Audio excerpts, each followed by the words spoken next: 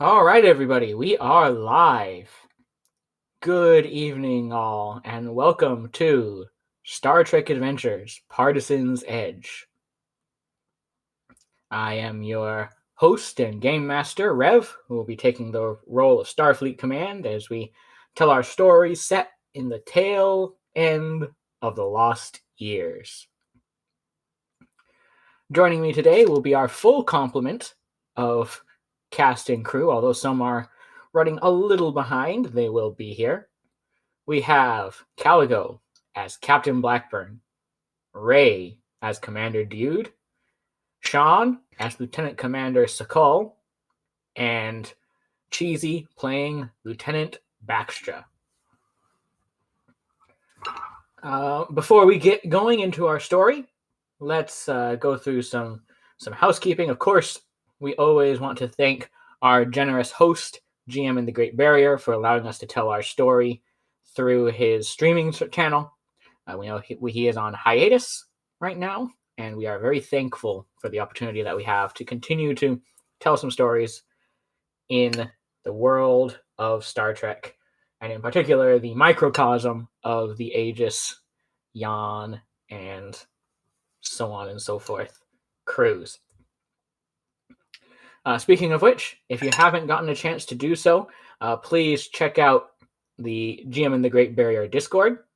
Fun times, a lot of great people there, as well as the archives of the previous two campaigns, Star Trek Adventures Aegis and Star Trek Adventures Broken Sword. The former follows the crew of a Daedalus class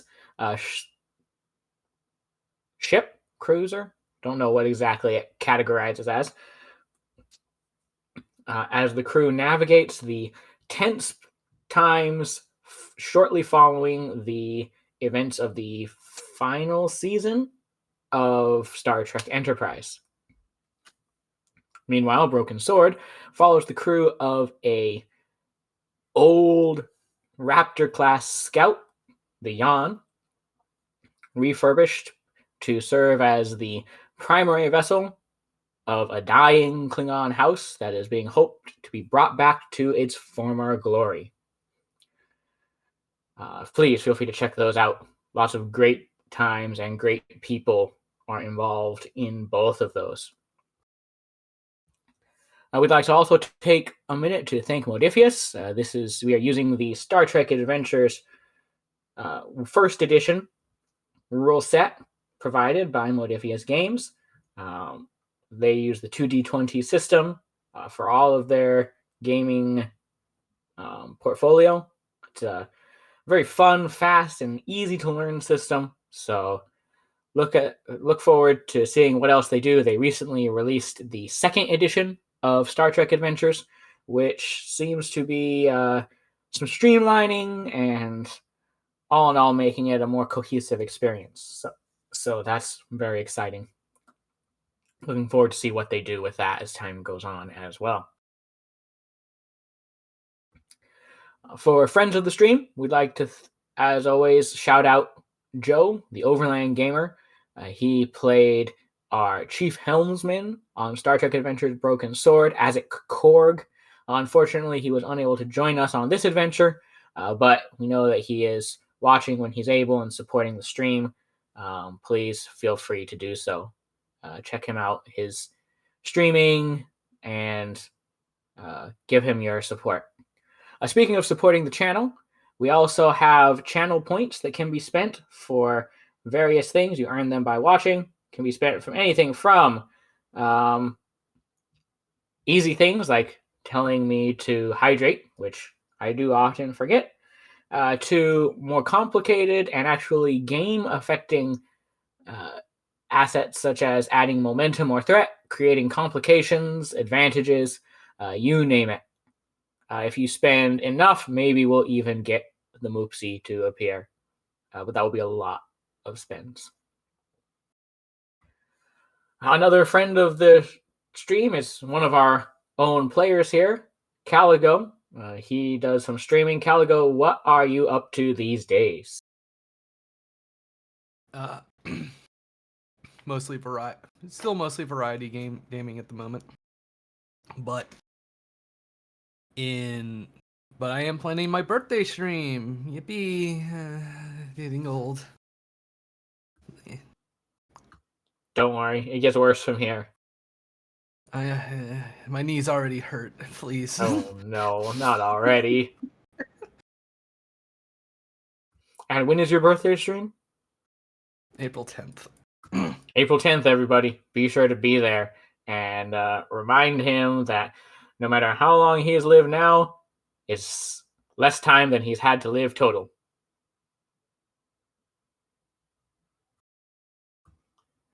Oh boy. All right. So, without further ado, let's get into a quick recap of what went on in our last session and where that takes us to this session. Hello. Is that Sean? No, it's Ray. Ray. Yay. Hi. How you doing? Doing great. We were just about to do our recap and get into the session, so perfect timing. Yay! All right. I'm going to go on mute because driving. I look forward to the recap. All right. When last we left the crew of the USS Vulcan's Forge, the journey from the Kai SETI system to Starbase 211 was not without event.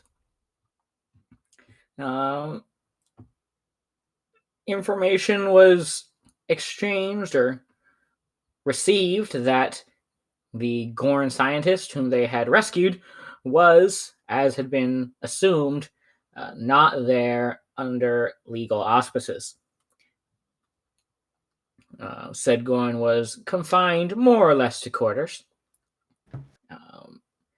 while the crew attempted to figure out what exactly to do with said political prisoner, you could say, and also just try to sort through the information which they had received from the wreck of the USS Majestic, the crashed vessel upon which the ancient Gorn bioweapon was located. As they did so, Captain Blackburn got very familiar with the captain's ready room with a series of meetings as command decisions were put to the test.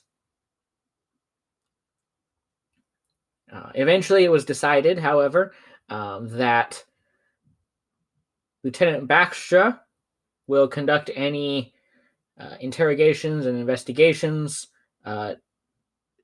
directly with the Gorn scientist Lask, but under the oversight and direction of the Chief of Security, Lieutenant Commander Sakal. We also found out that Commander Dyood has brain damage. Anyways, as the days passed on and the Vulcan's Forge arrived at Starbase 211, let me transition.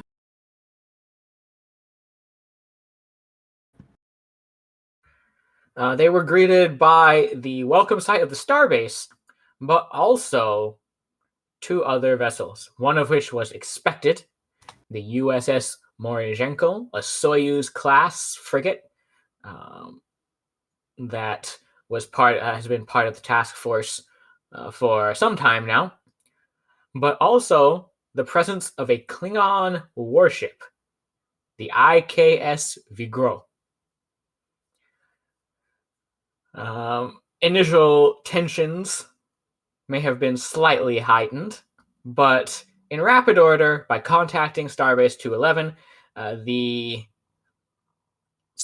any fears were put to rest as they were assured that the IKS Vigro was there at the behest of the Federation as the Klingon military advisor to the war efforts. It is their personal vessel.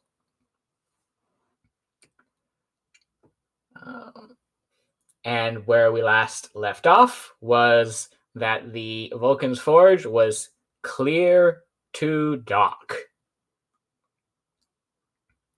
Also, welcome, Sean. Perfect timing. Well, I figured my April Fool's joke would be to tell you I would be 15 minutes. Be exactly. That was amazing. That was impressive.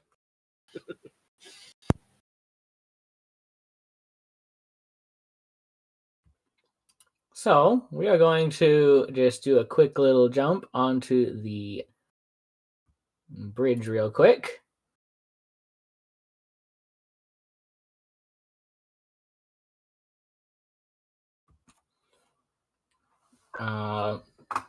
As the crew is here, Lieutenant Baxtra, have you come up to the bridge, or are you staying in the medical facility, in the sick bay right now? Is it like we just got to the Starbase? You're getting to the Starbase. You're getting ready to dock. Then I'm prepping any spare supplies that we have just in case like anybody might need something. I'll have it ready to give them. Gotcha. All right.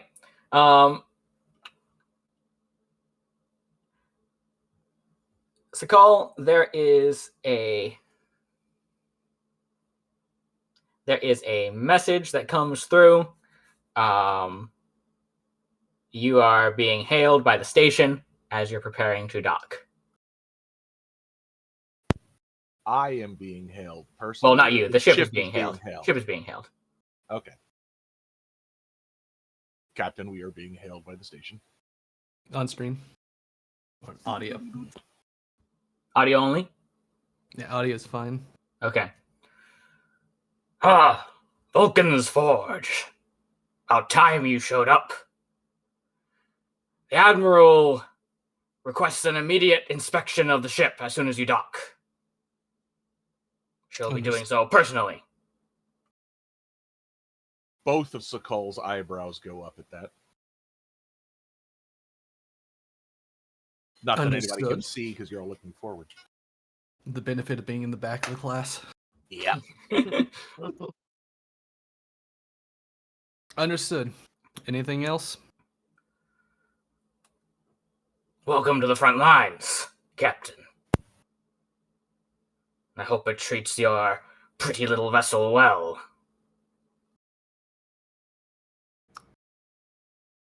I'm sure it will. Scourge out.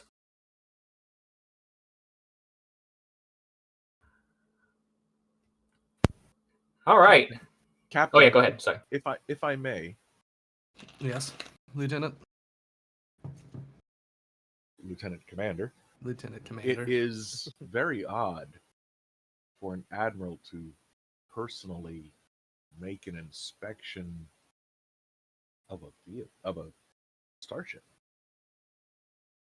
In that, we agree.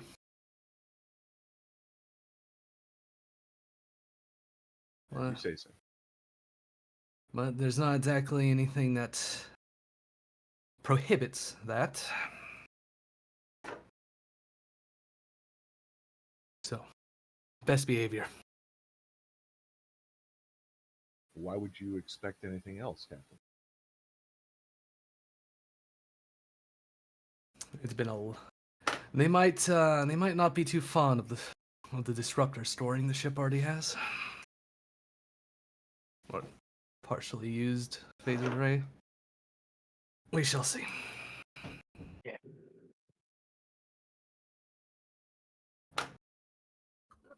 All right. So, I think what we can do to see how this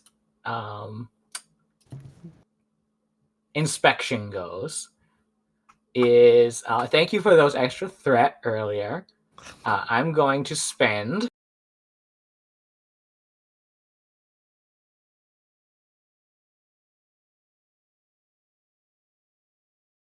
Did someone give you extra threat from the Twitch a stream? really bad joke was made. I thought it was a good joke, but apparently everybody else thought it was not. And I wasn't there to be the deciding vote. I apologize. It was a good joke. 5 threat?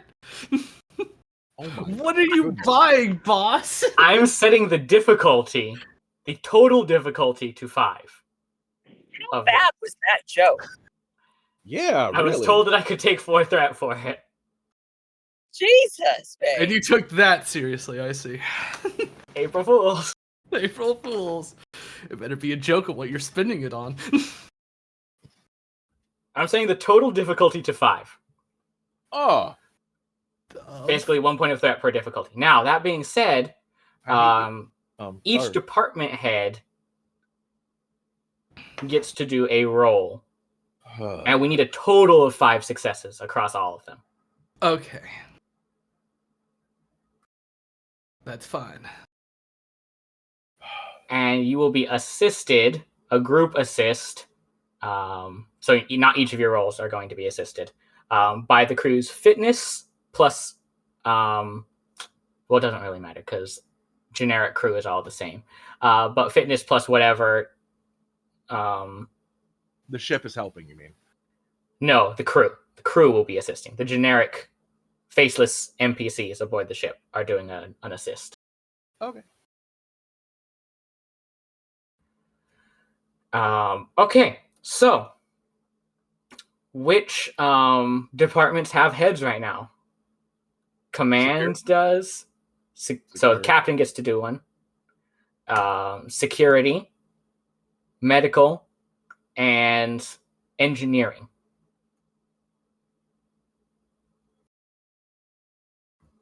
We have an engineer? You do.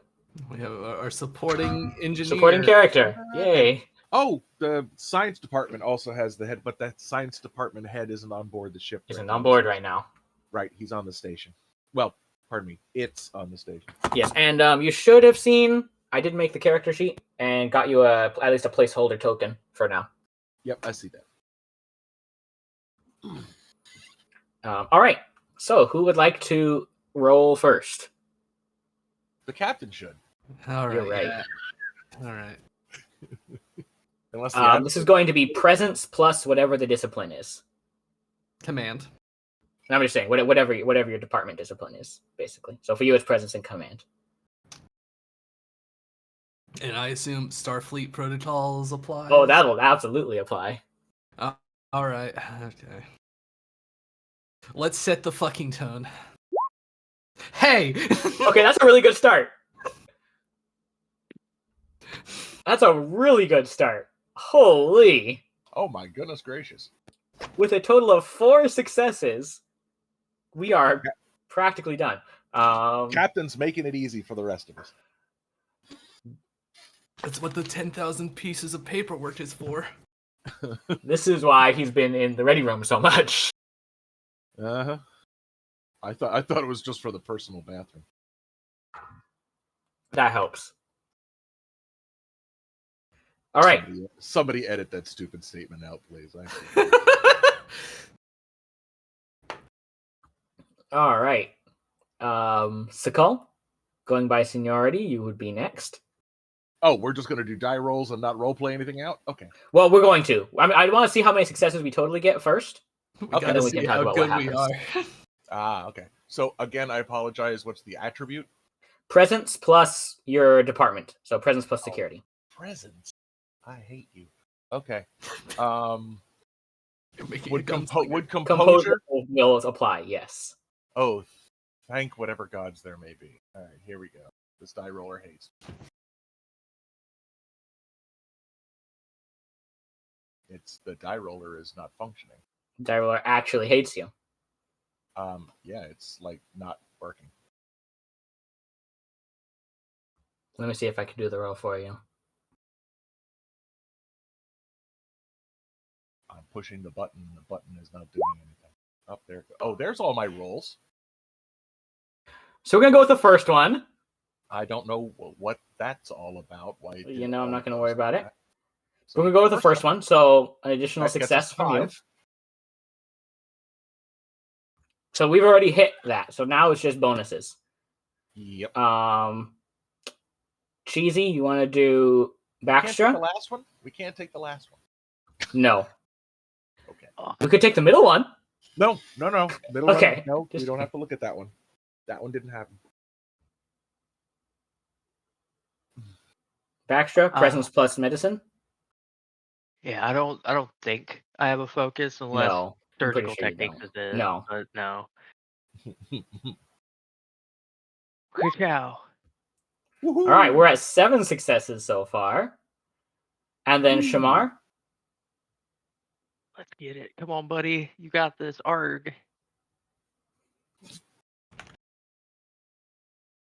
Yeah. Let's 8 go. successes. And the crew. All complications. Shut up!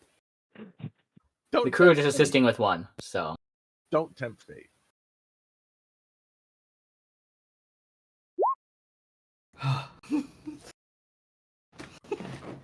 that's a total of 9 successes. Is that correct? Uh-huh. Yeah. Is this On an a attended difficulty- task, or do we get like momentum? That's not just You sort of get floating you get around. momentum. So you get 4 points of momentum total. That's why I wanted to wait to do the role playing, so you could see how you wanted to spend those points of momentum to So shape this is the all- tour. This is all going to count as one scene then, so we don't lose Basically. floating momentum. Basically, yes. Cool. In short order, commands are relayed and information is told to the crew to expect a inspection from the Admiralty. Do we have to match up to a docking port, or is he just going to transport over? They did request that you dock. Okay.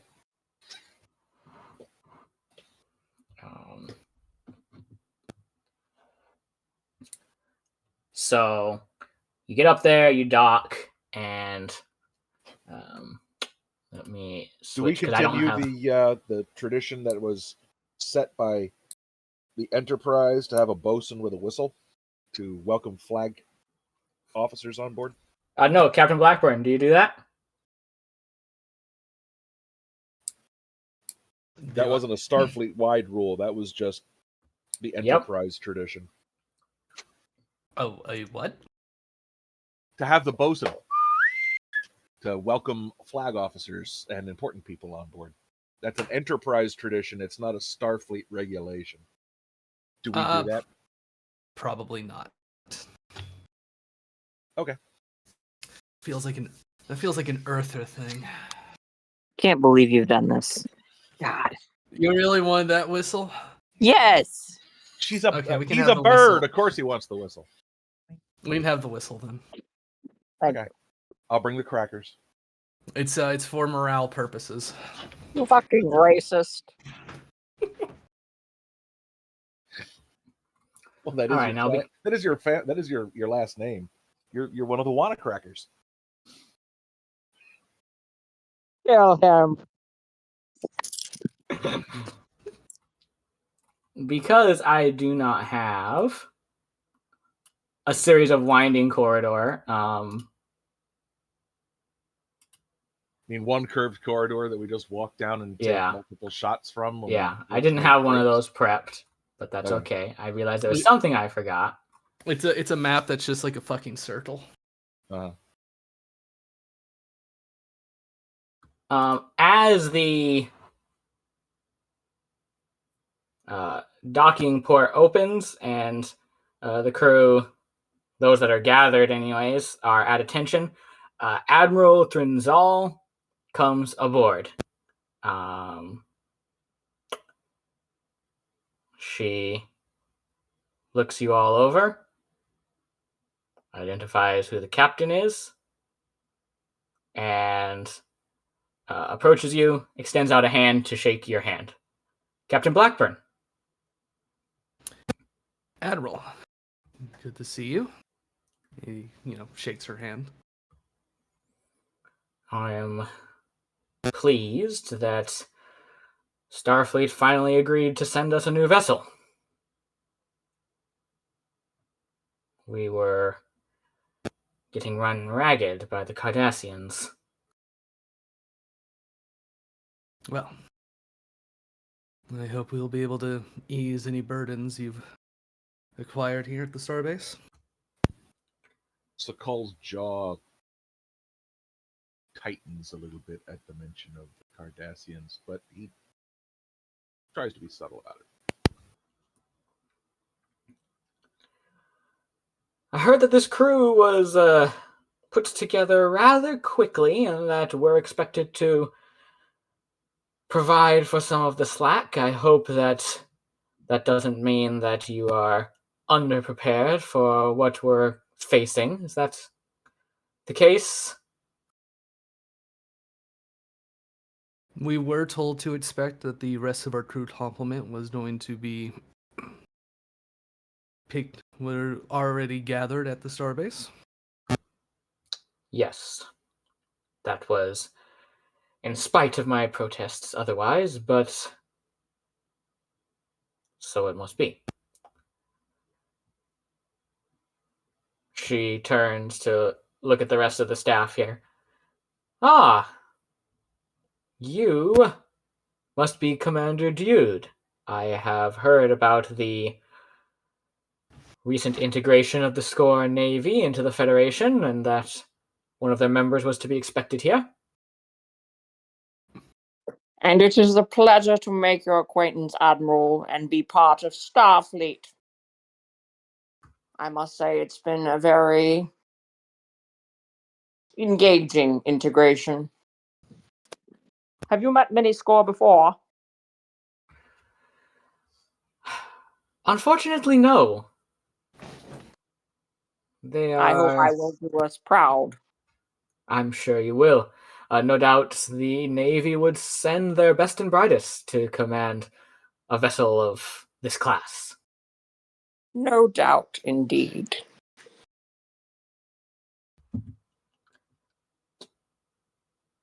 She turns. Lieutenant Commander, it's good to see you again. Admiral, with a slight bow of the head. Still standing at the Vulcan parade rest, hands clasped behind the back.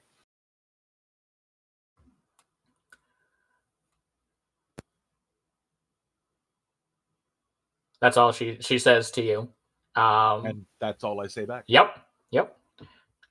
Perfect. You're the Chief of Medical Operations, I take it, Lieutenant? Oh, yes, that would be me. Pleasure to meet you, Lieutenant Baxtra, ma'am.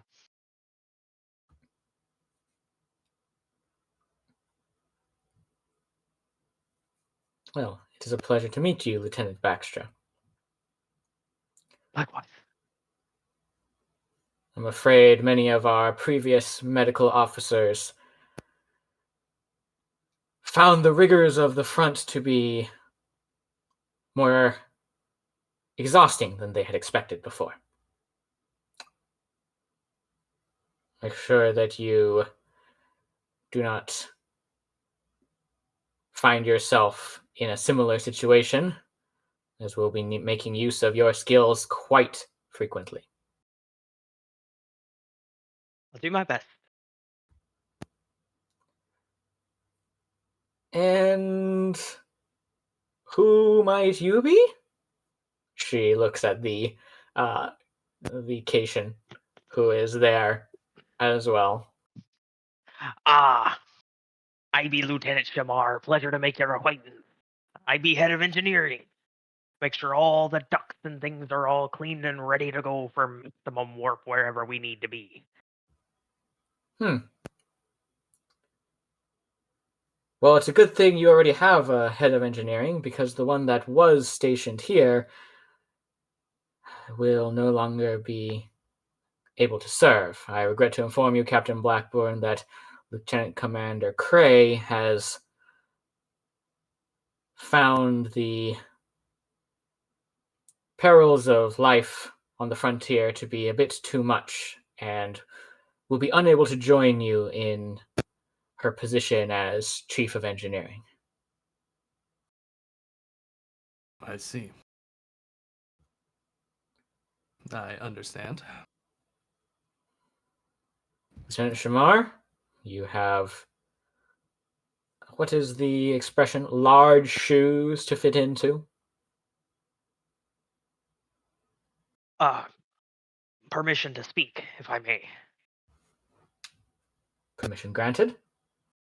So does this mean that engineering bay is all mine, basically? It means that unless the captain objects, you will be serving as chief of engineering.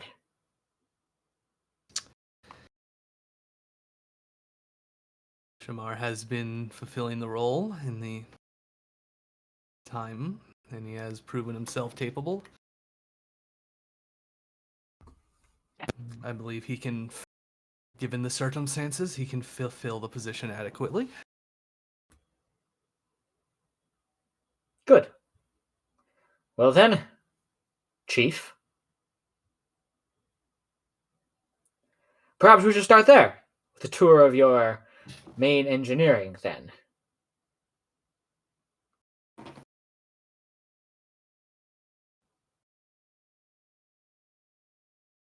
Lieutenant, lead the way. He says, gesturing to Shamar. It'd be 3 down 2 corridors up to the left. You can't miss it. Let's head on down.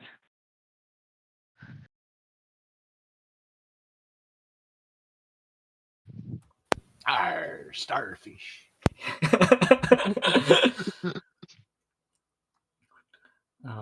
And you guys head off to main engineering. Is there anything in particular you'd like to say, do, speak about during the tour? You all are free to do so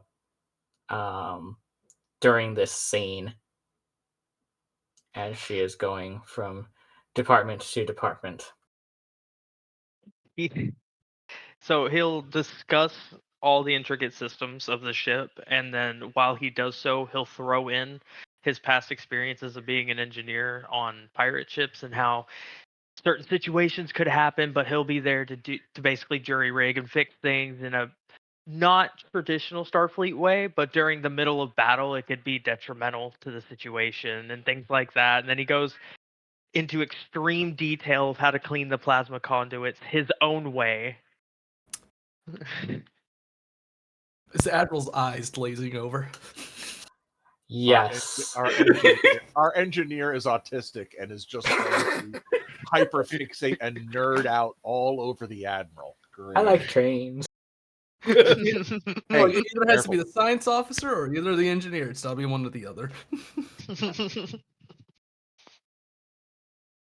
And then at the end, he'll go on some long, weird tale from space about a big whale that he saw one time. The space whale. They exist in Star Trek. They're the Jormunganders. Yep. They do eat spaceships on occasion.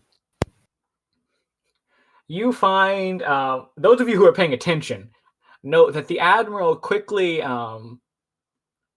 she's good at maintaining an appearance of being attentive and interested while doing her job. So as she's listening, she almost starts guiding Shamar around from place to place and just observing and looking at things.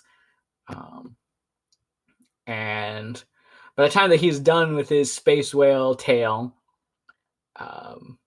she's also finished her inspection more or less, and she comes back through and, Captain, it seems that there's been a bit of excessive power usage here, but otherwise things seem in order. I heard the reports that there was some action. And that is correct, Admiral. On our journey to Starbase 211, we received a distress signal, so we went to answer it. I see. That makes sense as to the slight delay in arrival as well. I heard something about a report, so I wasn't concerned, but it is good to know. I'm sure we can talk about anything that requires my more direct knowledge later. Well, now that we've seen engineering, Captain, where shall we go next? Let's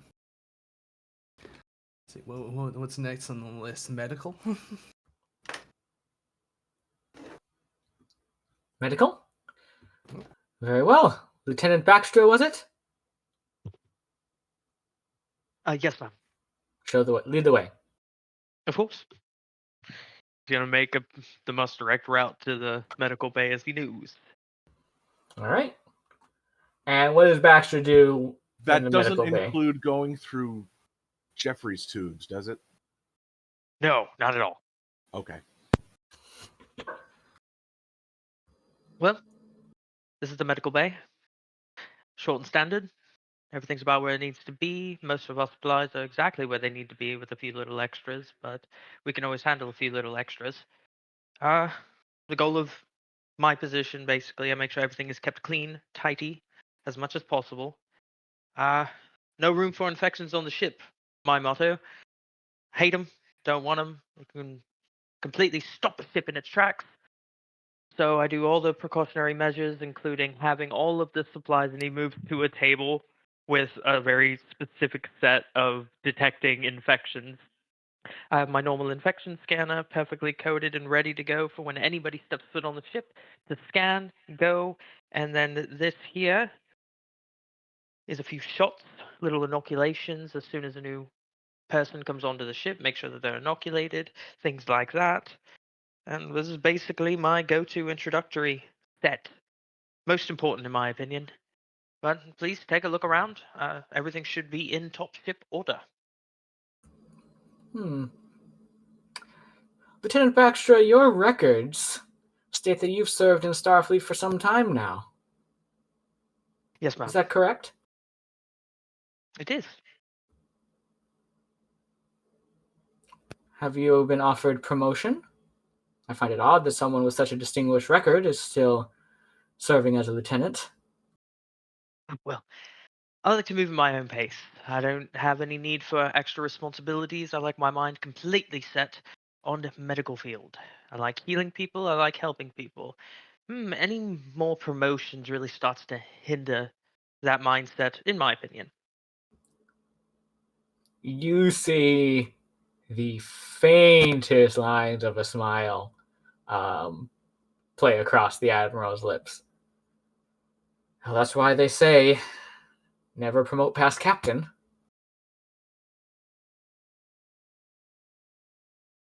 I hear that once you get past captain, everything starts turning into numbers, and let's just say I'm not a mathematician, ma'am. You learn. I'm surprised. I thought they would have upgraded the medical facilities of a newer generation vessel, but this is almost exactly the same as a Constellation sickbay. In the words that some humans use, if it isn't broke, don't fix it. I suppose. Although maybe you should have a word with our designers about installing carpet then. Because that was No. clearly a bad decision. Yes, no carpet. It's so hard to clean. And the infections that'll stay in the fibers, bacteria. As you step out of the non-carpeted sick bay and back onto the carpeted hallways of the vessel. Oh, sick bay seems standard, if a little cramped. Captain? All right. Let us see. Let us show you our security complement at the moment. Good. I hear that this vessel is equipped with additional hangars, is that correct? That is correct. I mean, if that's not considered part of the standard security complement and arrangement, I understand. I can inspect that later, but perhaps we could see that? There's no problem with that. We have. It is a very. I can see many uses for its use in our vessel. Very good. You head off toward the hangar bay and inspect there. She seems rather interested in the runabouts. Says that there's a lot of potential for vessels of that size to be attached to starbases in particular, where larger vessels tend to be more farther out, more self-sufficient. They're right at the right size to be able to do longer range missions while still more than likely needing a port to call home, if you will. Yes, Admiral. I do also enjoy. Sorry, rewind. I do also believe that the modularity of the runabouts is essential to them performing their functions adequately. Being able to swap out different cargo and crew modules will make them much more versatile. I agree. And tell me, Lieutenant Commander, what do you foresee the mission parameters of these vessels being?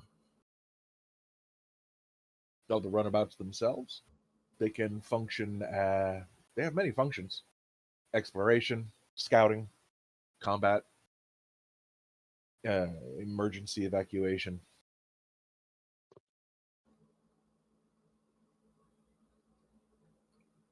It's good to be prepared for whatever might come our way. Indeed.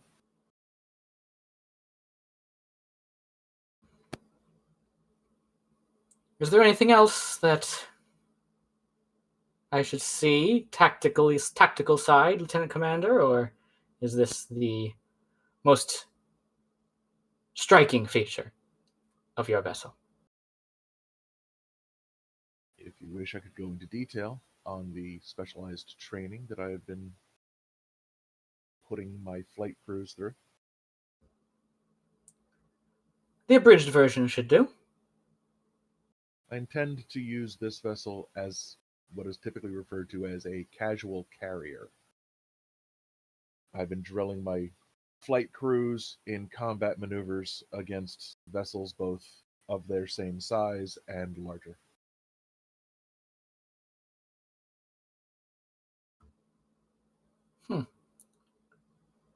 Many older navies, pre-spaceflight navies, use such vessels. You see merit in returning to such an age? I have not yet developed an opinion on that particular matter, as we have yet to see real combat using the methods that I am coming up with. But I am, as you say, going back to older scenarios as a basis for my training regime.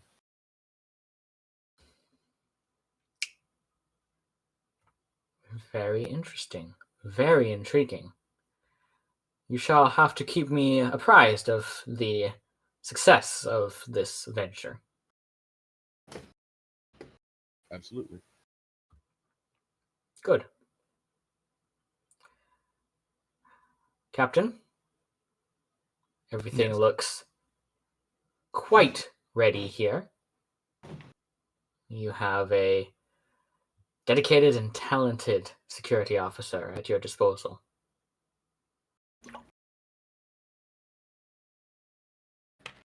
One of the most dedicated in Starfleet. Thank you, Captain.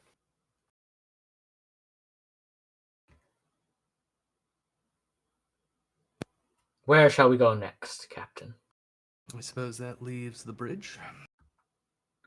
Yes, I would say I would like to visit your science labs, but I hear your science officer is currently aboard my station. They were quite pleased to hear you had returned, Lieutenant Commander. Yes, I do believe this is the third iteration of Lieutenant Kitty that I have encountered.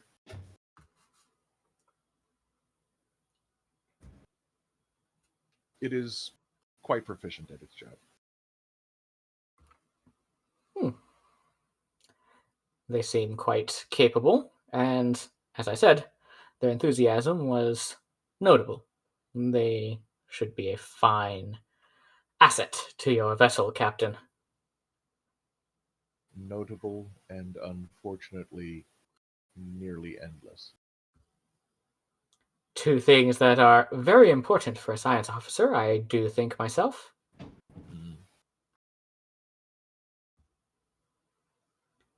And besides, with a lifespan as short as Lieutenant Kirkit's,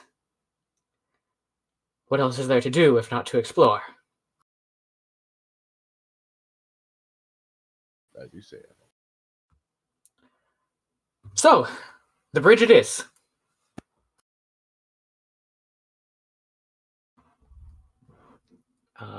Captain and Commander, you go to the bridge. Let's take the Admiral with you. Anything you all want to do or discuss, describe while you're there on the bridge? Well, just a general rundown, you know.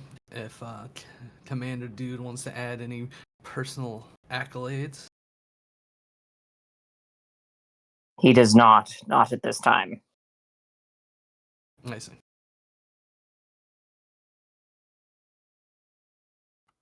All right. Has been able to operate quite well despite the slight lack of crew.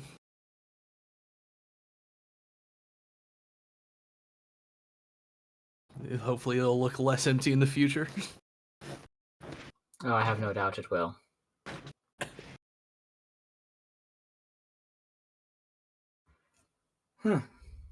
And this is the master control here. I was informed that this vessel is receiving one of these. Hopefully you'll never have to use it. Hopefully. But if there's one thing I've learned since being assigned to this station, it's you need to take advantage and utilize every tool at your disposal.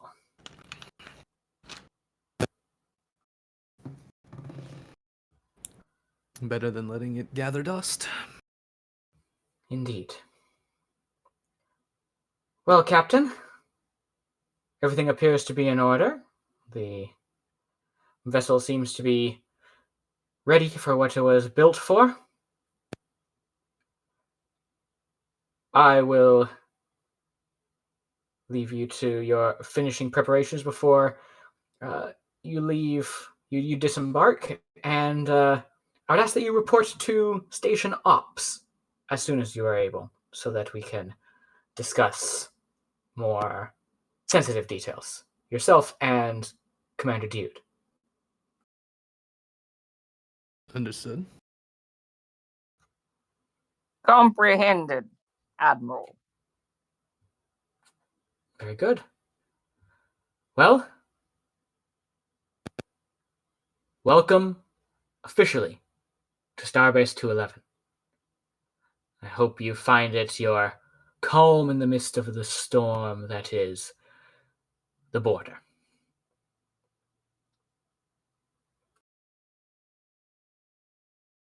And with that, she begins to make her way to the turbo lift.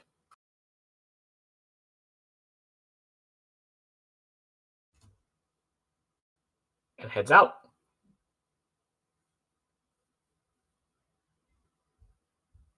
Interesting.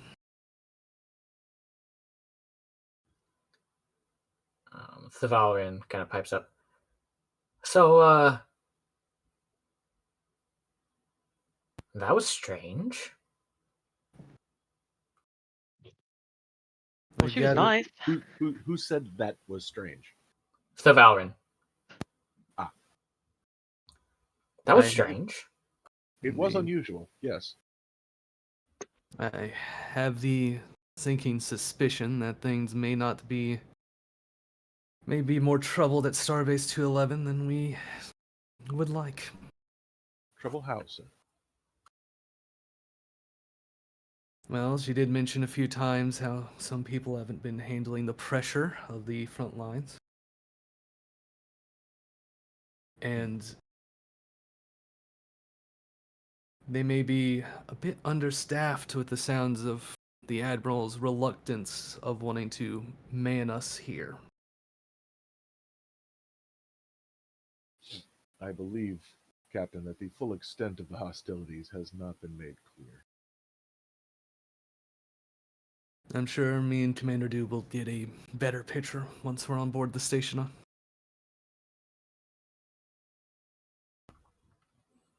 Should I contact the station ops and have them alert our remaining crew that we are here and they should begin boarding procedures? That sounds like a good plan, Lieutenant Commander. I'm sure you can handle the onboarding while me and Dyood brief with the Admiral. One eyebrow goes up. As you wish, sir.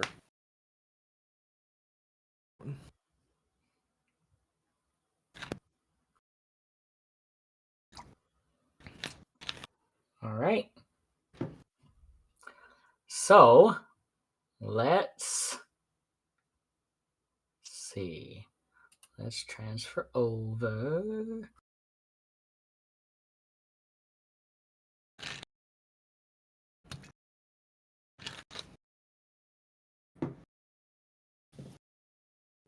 To station ops. Yay! Oh boy.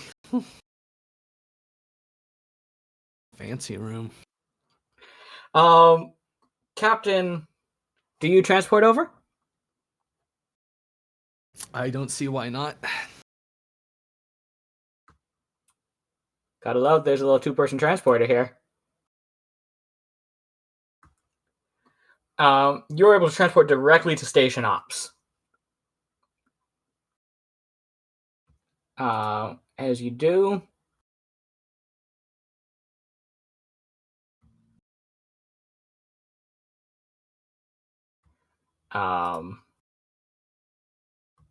a gruff, well, all Tellarites look gruff. A Tellarite sees you, is waiting for you.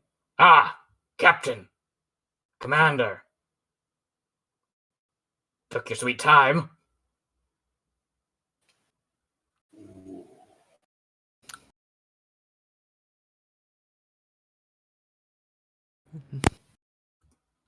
Always have room. And you are? Commander Skorg. Prugum Bim Skorg. I serve as the Admiral's attaché.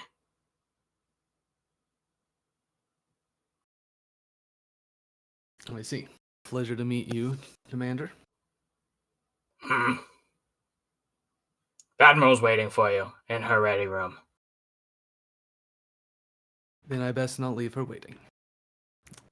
Good. Good.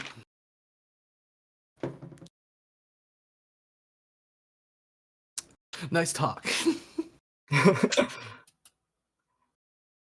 As you enter the ready room, as you approach the ready room, you hear muffled but spirited conversation happening inside.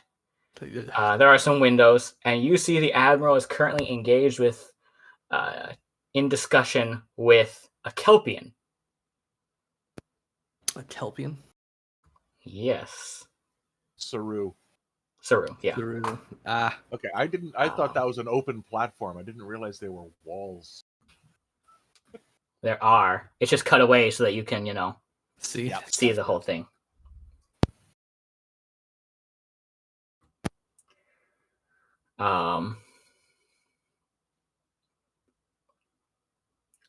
Do you just walk in?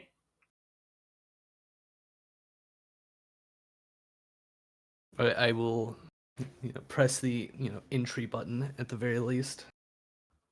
Boop-doop.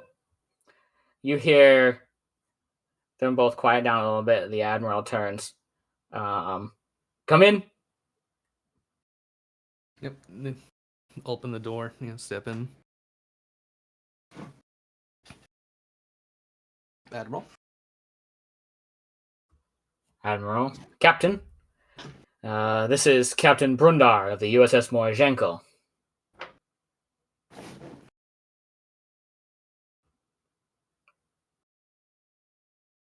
Nice to meet you, Captain. I'm Captain Blackburn.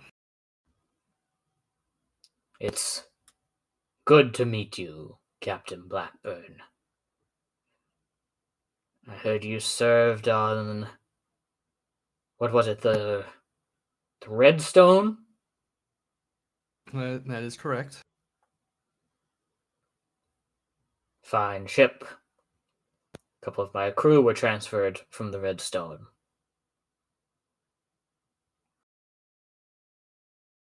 I hope they painted a good picture. They did. Different picture, but a good one.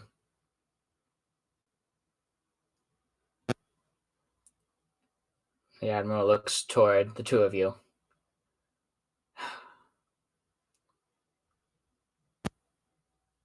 While I am pleased that you are here, don't get me wrong.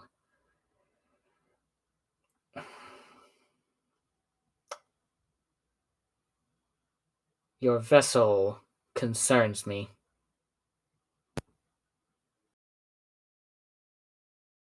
Who's she looking at when she says that? You. Can you elaborate, Admiral? Yes, I mean, everything was well cared for and up to my inspections, but I asked for a ship that could help fight a war. And they sent me, what, a hybrid luxury liner speedster?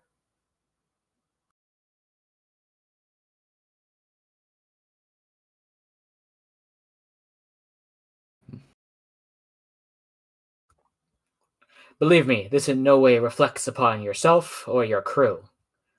Simply decisions that have been made that are beyond my scope to comprehend, or yours. I am willing to say that Starfleet seems a bit reluctant to build outright military vessels. Brundar speaks up. 30 years ago, they were just fine making little pocket destroyers and ships to do their dirty work, and then all of a sudden, this new age of making sure everything looks nice and smooth and happy comes around, and then they give us luxury cruisers and whatever that ship is. No offense, Captain. I'm sure it handles well.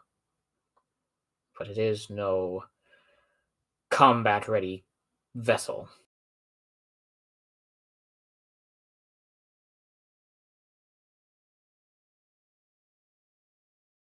I see.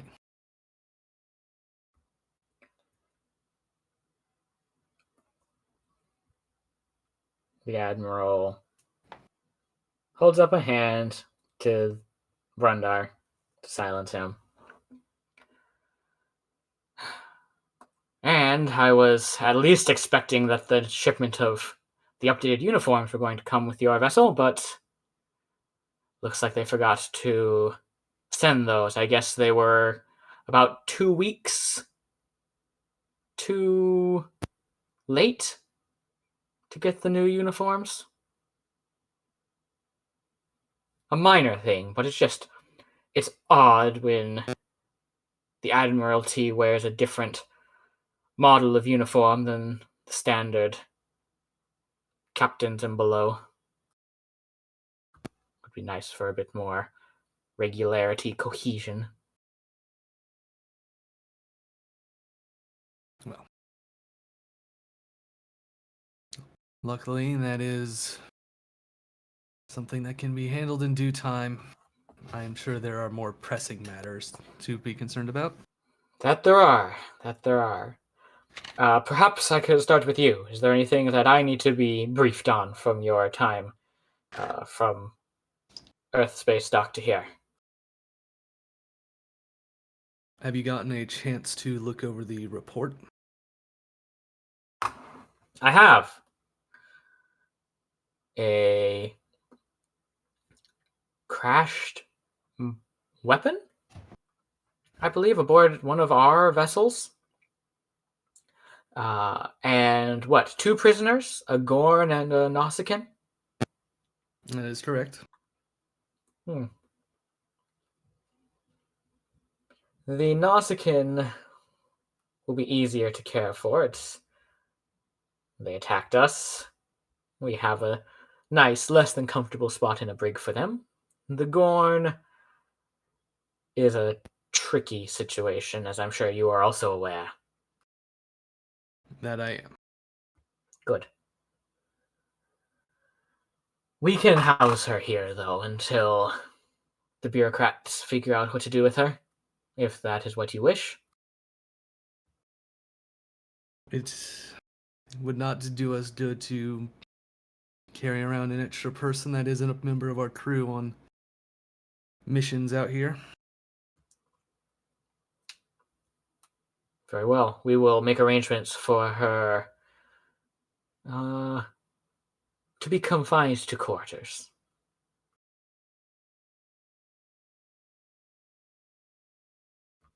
It is fine by me. Is there anything else I should know?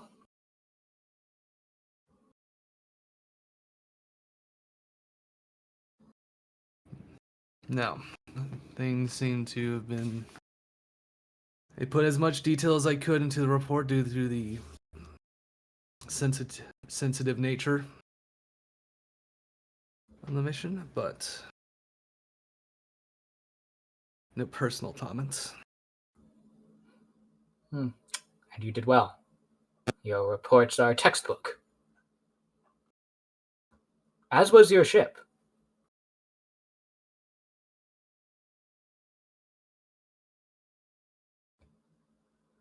I have a feeling So- you're not looking for textbook. Is that right, Admiral? I'm looking for anything that can help us. Things are difficult here, more so than the brass would like you to know. Supply lines are, well, not as regular as they should be. And we have too many colonies spread across too many worlds that all need assistance. Some of them need practical assistance, some come under assault by the Cardassians themselves. We don't have the manpower to deal with all of these situations as they come up.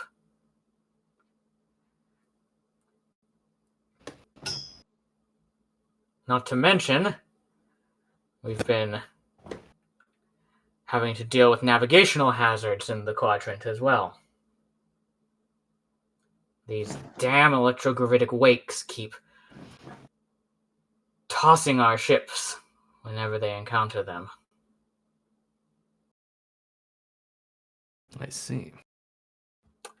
Dyood and Blackburn, both of you, could you give me an insight and science roll? Insight and science. Oh boy. Ray, do you need me to roll for you?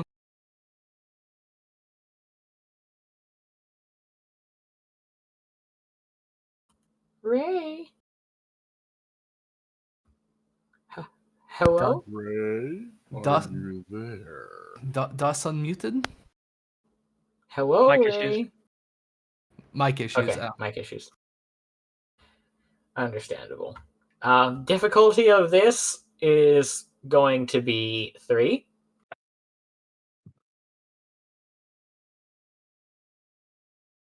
Insight and science? Question mark. Insight and science, yes. Yes.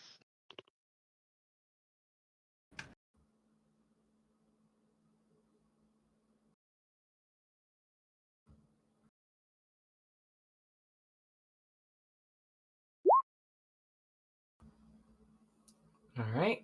That's 1 success for Ray and Blackburn. All right. I'm sure you're real good at insight and science. Yeah, real great. Definitely in your top 6 skills. Would debate help me here? Nope. No. Okay.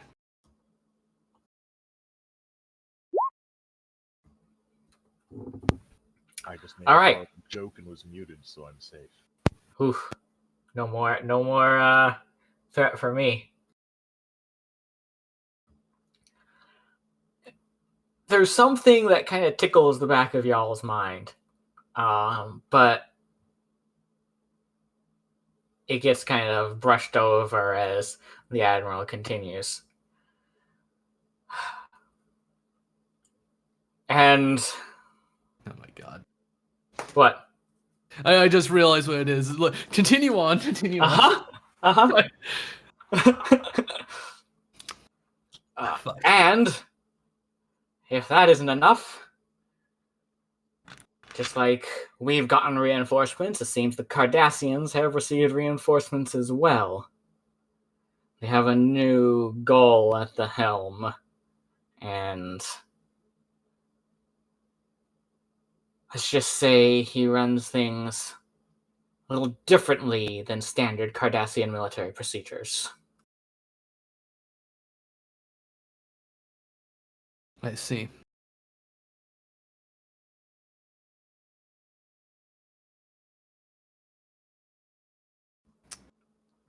I'm sure we'll have to find out as much as we can about him. Yes, I suppose we will. I already have records trying to do as much as they can, and I'm sure intelligence has their own people trying to gain whatever insights they can off of this new commander. But until then, we're having to go off of spotty after-action reports.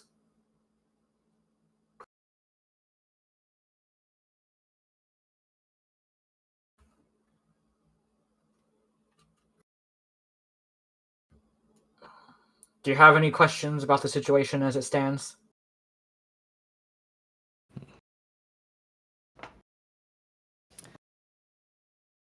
How aggressive would you say the Cardassians have been so far?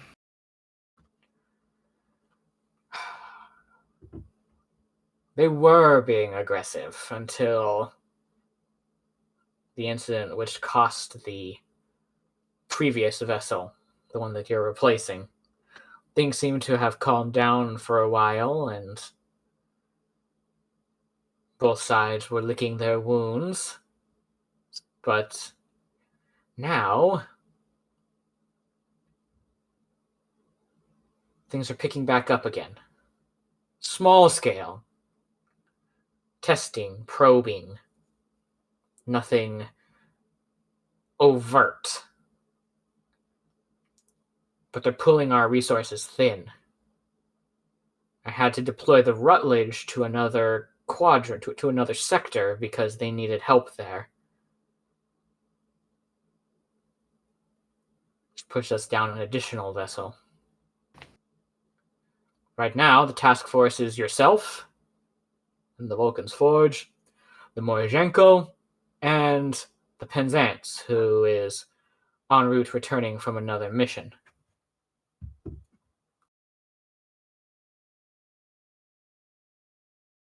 I see.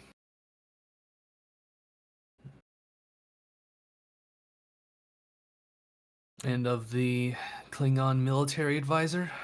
Huh. Well, she's been a great help, that's for sure. At least she knows how to organize military tactics in a way that, well, I never could, and very few amongst Starfleet really have a mind for the kind of combat that the Empire uses. She is a little different than I expected, but not unpleasantly so.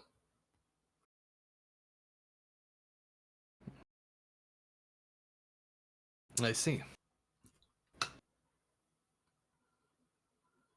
I believe she will be wanting to brief your tactical officer on current Cardassian military strategies if you agree. I would recommend it. She is quite knowledgeable. By all means, an up-to-date picture would be nice. I know historically the Cardassians prefer cunning over brute force. Yes. But there are some points of, well, I'm sorry, I am not the strategist here. I know, Brundar says. That's why I have been assisting you as interim head of the task force. Now that Captain Blackburn's here, I formally cede direct control of the task force back to you, Captain Blackburn. Good luck.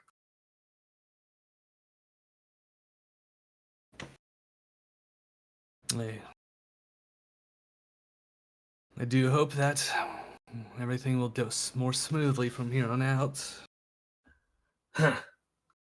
I find that unlikely. The Cardassians show no sign of stopping threatening the colonies, and, well, we either support the colonies or leave them to fend for themselves, and then we suddenly get up in arms when they decide to defend themselves. It's a vicious cycle, Captain. I see. If you have any specific reports you'd like to share, I would appreciate them. Yes, I was just debriefing the admiral on what I had currently been able to refine the fires that we have to put out to. The admiral nods. Yes. As leader of the task force, you have direct control over where your vessel, as well as the Morozhenko and the Penzance go. Be aware that while the Morozhenko is built to withstand a firefight, the Penzance is an older vessel that was brought out of near decommissioning to aid in whatever efforts are available. Her abilities lend themselves more toward scientific, engineering, and medical assistance. I will keep that in mind. That being said, from intelligence reports and information from both our Klingon military contacts and Captain Brundar, we seem to have trimmed our pressing issues down to the following 4. She proceeds to explain. There is a broken link in supply lines. Supply ships that are being sent to the settlers in the Nivuk system have been disappearing. No response, no nothing. There's been Cardassian warp signatures detected on an intercept course to the colony on Jiraiya. There are illegal Cardassian settlers that have set down on Quatal Prime. And then there is the reports from Captain Brundar that colonists on Traken 2 have begun to launch their own attacks against Cardassian space, but they're not being supplied or supported by Starfleet. That is very concerning. And all of these are happening at the same time. You see my frustrations at the moment, Captain.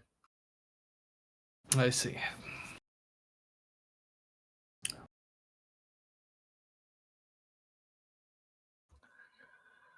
So, quick out of character note.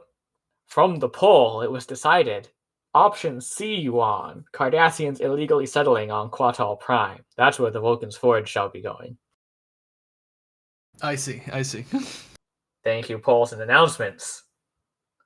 But you have the ability to send the Morizhenko and the Penzance to handle 2 of the 3 remaining missions. And the last one will simply remain undone. I see.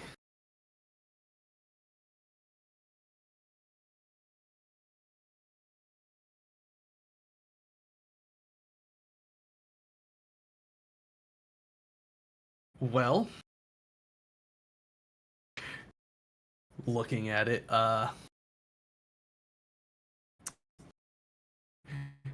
anyone want to make above board comments? Yes, feel free to discuss this out of character. This is fine. Yeah. Because So the 3 remaining ones, missing supply ships, Cardassian vessels heading toward the Federation colony of Jiraiya, and then colonists on Traken 2 launching their own attacks against Cardassian space.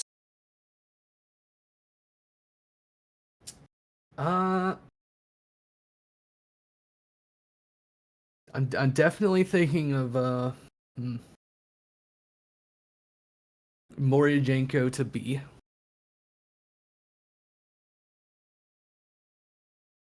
To defend the colony. Yeah, we need to go to the colony. We might have to evacuate. At least the civilians. So you're sending the Morizhenko there? Yeah, I think Okay. they definitely need somebody there. Alrighty. And that leaves the Penzance. Yeah, so what do you guys think? Send them to investigate missing ships, or see about them seeing baby Maquis? Missing ships. There could be a space whale. I'm also for missing ships.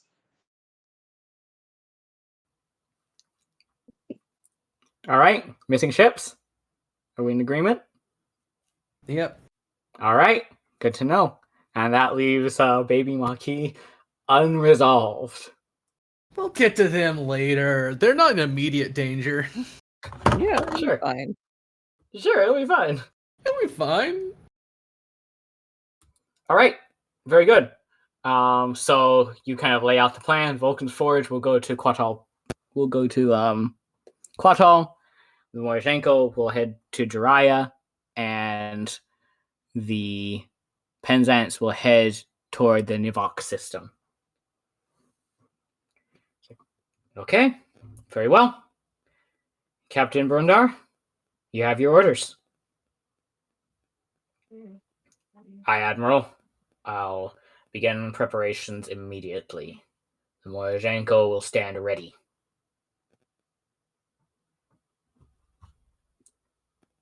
Anything else for me, Admiral?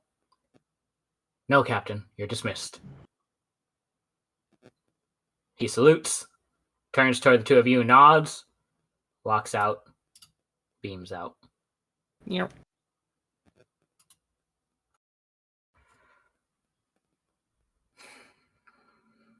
The admiral sighs.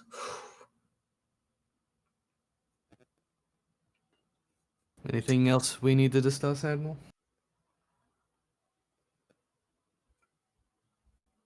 I'm sure there will be, but not right now.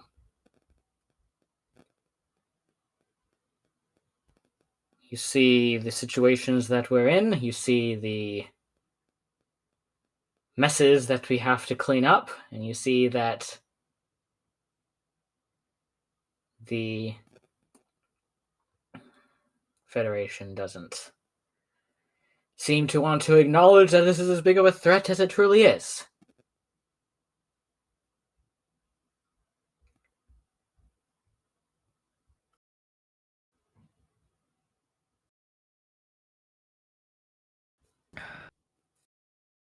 Hopefully, they'll get a better idea that we shouldn't leave this area so undermanned.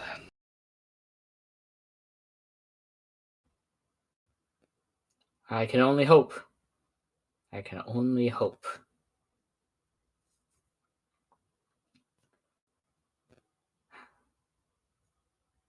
Well, I believe crew transfers will take probably until the next morning.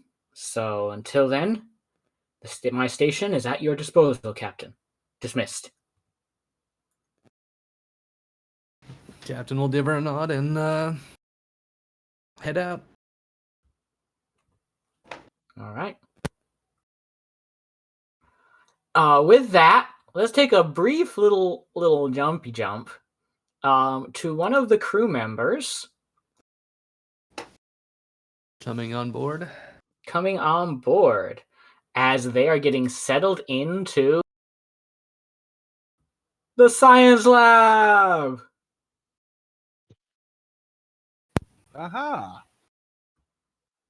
Bet you weren't We only expecting have how one to set ladies in the science science lab. We only have one science lab? Well, this is the big one. This is Okay, the main because- science lab. Okay. I mean, we're not a constitution, I know, but we Yeah. probably have the same volume as a constitution. Yeah, you probably have That's- multiple, but Yeah, that ship had like a different science lab for every discipline. yeah. Okay. This is no like worries. the big one. Yep. And then there's probably ones that are smaller but more directionally focused toward one thing or another. All right. Lieutenant Kirkett,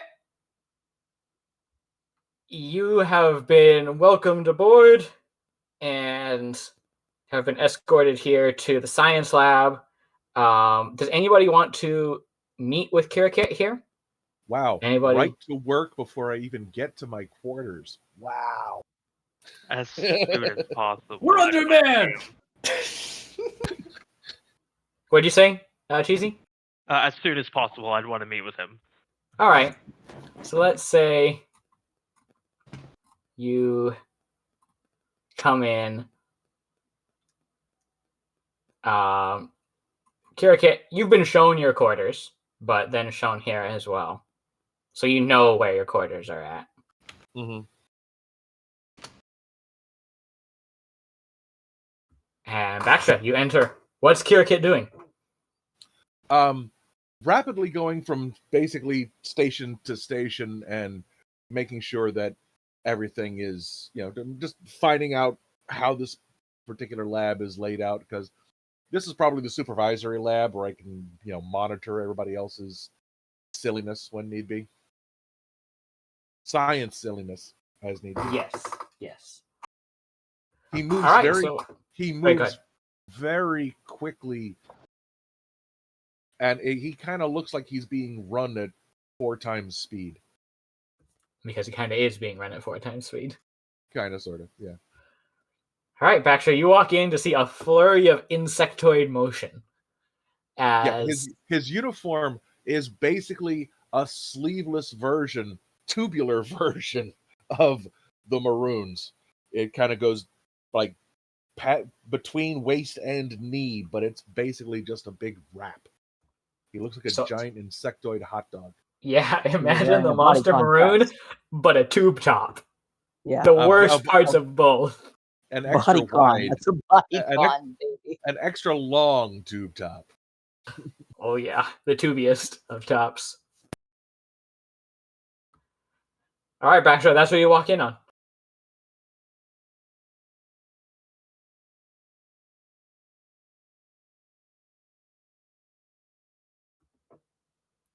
Also, Kirkit Sean, didn't even- Yes. since this is Kirkit's first appearance, he's getting activated. Oh. It's his first appearance, so we would normally get 0 advancements, but because our captain has advanced team dynamics, he gets 1 advancement of your choice. Ooh. And same Yeah. thing to you, Cheesy. Shamar gets 2 advancements of your choice. And what So are the those- advancements? I'm so sorry. Oh, don't ask me that. Okay. Not mid-session. No, Not mid-session. afterwards. We can worry about it later. Yeah. Before next session. Yes. All right, Lieutenant Baxter, you that's what you walk into. Excuse me, blur person. Yes. What can I do for you? Yes. So my name is Lieutenant Baxtra. I am head of medical I'm here. Lieutenant Kirkit. What can I do for you? I need to examine you Why? because you are new aboard the ship, and I had to make sure you're not carrying any infectious diseases and any I abnormalities have been in your cleared by the medical. physiology. I have been cleared by the medical staff on board the station. I have many tasks that I need to fulfill. It's like a cross-reference. You don't, as long as you can stand still for 2 seconds. I just need a quick scan. 2 whole seconds? It should be about how the scanner does it, 2 or 3. We'll make it. Please be.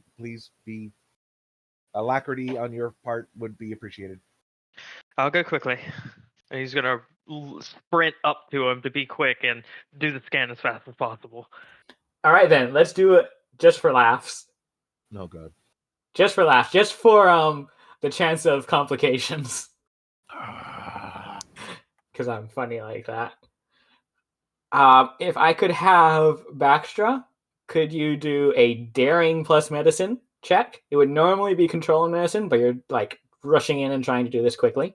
Or it would not be reason and medicine, but I'm going to make it daring and medicine. And Kirikit, if you could assist with presence and command to see if you can Wow. sit still Really? long enough for this. You picked like my 2 worst. Wow, you were. It's just an assist. The difficulty is 0. So I mean, this is literally just there we go. See, that's what I wanted.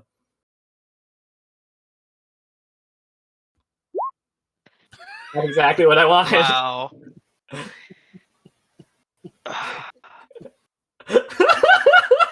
It's taking far too long. I have things that I must get done. So 2 successes. So succeeds. Generates 2 momentum. But 2 complications. Are we So still my on the same question- scene? Yes, I'm Technically? basically. So we- I'm gonna let this so go. we So you have do have a lot 6 of floating momentum. We have 6 floating momentum. Yes. Would you like to spend those to ignore both of these complications? 4 of those 6. Yeah, I don't think we should have a problem with that. All right. Unless Cheesy wants some shenaniganry. Cheesy, do you want a narrative complication from yours? Do it. Oh God. Yes, Do it. narrative. Yes, I think your affianced would prefer it that way. Yes. Okay, narrative. so 1 narrative complication from Baxtra, and then Sean, you can pay off yours. Yeah. So we're down to 4 floating. Yep. Okay. What do you mean the science lab exploded? No. You have any ideas for that complication, Cheesy? Not for real one. He has cancer. No. That's a terrible right. one. That's so mean. Harley Quinn did not shoot me with that gun. Yes, I was gonna say that. The cancer gun. This is gonna sound weird. I find a mild infection.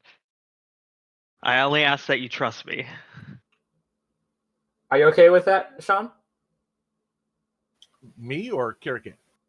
No, you, because this would be affecting your character. It's his complication, not mine. Okay. In other So, words, yes.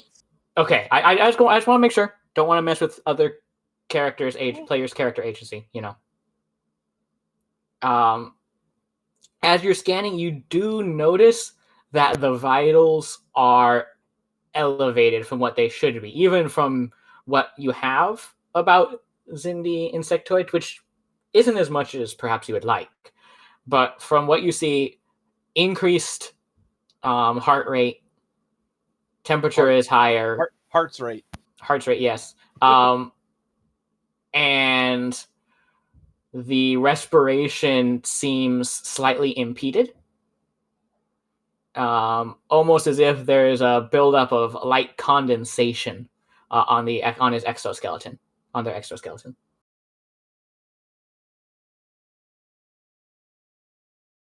Well, You have completed you're not your going to like task? this.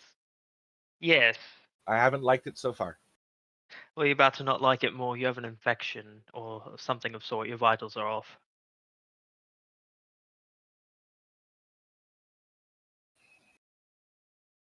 You can't tell if he's actually looking at you because he has those very large compound eyes on his head. What do you mean my vitals are off? Your heart rate is elevated. Seems you have some condensation on your exoskeleton, and your temperature is high. You have not examined your texts on Zindi insectoid biology, have you? I've It is my examined what we have. It is my egg-laying season. These things should be obvious. You're going to lay eggs? No. Well, I will, but they will be sterile.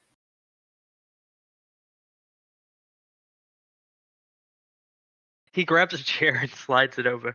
So what goes on with this egg laying? Would I be able to oversee this thing, perhaps? Or was that too personal? I've never seen it before, and there's probably not a lot of records on it. Two sets of insectoid arms kind of cross over his chest. Its chest. This is a very personal thing that you are asking. You are neither a brood mate nor a family member. I find this a very rude and crass request. Well, yeah, yes. So that's why I asked up personal, person to person, specifically because, when that does happen, I might have seen it as a medical emergency and I might have barged in. So it's good that we had this conversation so that way I know what's politically acceptable for your species. It will happen in my quarters. Okay. I have done this 17 times. That's a lot. Well, it is the way of my people. We breed through parthenogenesis. I have taken several inhibitors so that the eggs that I lay will be sterile, and we do not overrun this ship and turn it into a giant brood chamber. Oh. This is all on record with Starfleet. Of course. As I approach the end of my life, I will lay one single egg, which will essentially be the next iteration of myself. Fascinating. Oh, all right, I'm taking you on a word. Egg laying season. We have a lifespan of 24 of your years. Well, that's not a lot. That is why I can make a new me. Now, I have many things to do to establish my dominance in this department. So if you could please leave so I can get on with my tasks. I mean, all right, but those pips on your tube top establish the dominance already. Uniform. Mm-hmm. They established your dominance already. You've proved that you've shown character, bravery, or what have you, in your skill set. I must establish my dominance over the rest of the science team. I must make sure that they understand that it is I whom issue orders to the science team as given to me by the ship's captain and my superior officers. Well, all right. I don't think I'm gonna stop you there. You have a good day, and if you need anything over in the medical department, I guess. Jesus Christ, I have 2 Vulcans on the ship. This is absurd. I am not a He walks Vulcan. out. It's a figure of speech.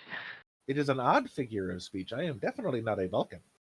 Vulcans are humorless and rigid and cold and calculating. That doesn't mean that they aren't nice people. I cannot. I am hopeful that soon I should be able to meet. I should be able to. That this iteration may soon be able to meet Sakal. We have known him for a very long time. Of course you have. Of course you have. Makes sense. Of course you two will get along. I can see it. Well, then, I hope you have a very good day, Doctor. I have many things to do. Yeah, I'm gonna Tasks. try. My task list is very, very long. Thank you. Goodbye. Yep. He's gonna leave.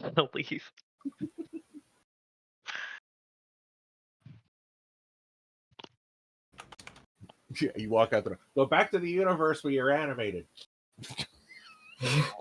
Wow. So he doesn't actually Ouch. say that. Doesn't actually say that. No, I know. All right. And with that, you're back left in the science lab, and you see, as the shot closes, Karakit begin zooming around once more, continuing his work. Okay. Eventually, he's gonna have to have meetings with all the rest of the science staff. But seeing as Eventually. they're all getting accommodated to what the ship is like, it's gonna be probably a day or two. Yeah, they don't. Most species take a while to get used to a new surroundings. You don't have that luxury. Never have, never will.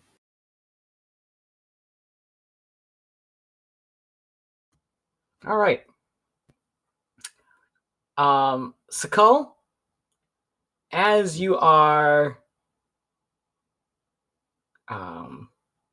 handling what the captain has ordered you to do. Yeah, I'm essentially doing the first officer's job by getting all the crew on board and Yes. making sure they go to the right places. That was why he was very hesitant in his response when he was told to do this, because that's the exec's job. Yep. But the exec was asked to report to the admiral as well. So, all right. As you're dealing with that, you get a quick hail from somebody on security staff, from Lieutenant Johnson. Yes, Lieutenant. Hello, sorry, I know you're busy, but I mean, I'm not on duty right now, but there's a Klingon on board?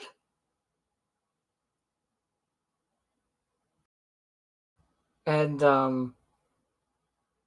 I just wanted to make sure you were aware of that. Klingons are our allies. Well, yes, I mean, there is a true. Klingon vessel who is assigned to this area as well as our own ships.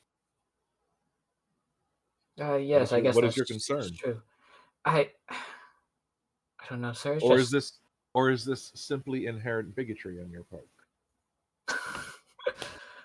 No, sir. No, I would never be against our allies. It's just there's always the stories of how they can sometimes be a bit more zealous and cause problems. So I just want to make sure that that you were notified as chief of security. Zealous and cause problem. This sounds suspiciously like a form of racial stereotyping. Well, sorry, sir. My apologies, sir. I have spoken out of line. If the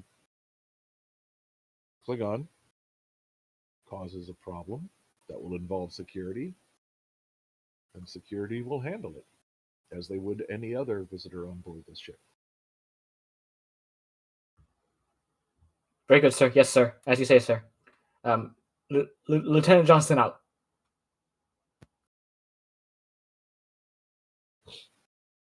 Sorry, didn't exactly mean to put him on the spot like that, but No. but then I did, so, you know. Commit to the bit. Okay. Let's see. I believe we had a little interrogation scene we wanted to get to. Is that correct? We are still doing that on board our ship? Or is the Gorn being transferred to the You station? can decide if you want to do it aboard ship or aboard station. No, I mean, is the Gorn going to be on our... The Gorn is being transferred to the station. Okay. And there were lots of other questions that I had put to you. Yes. I'm going to give you that information.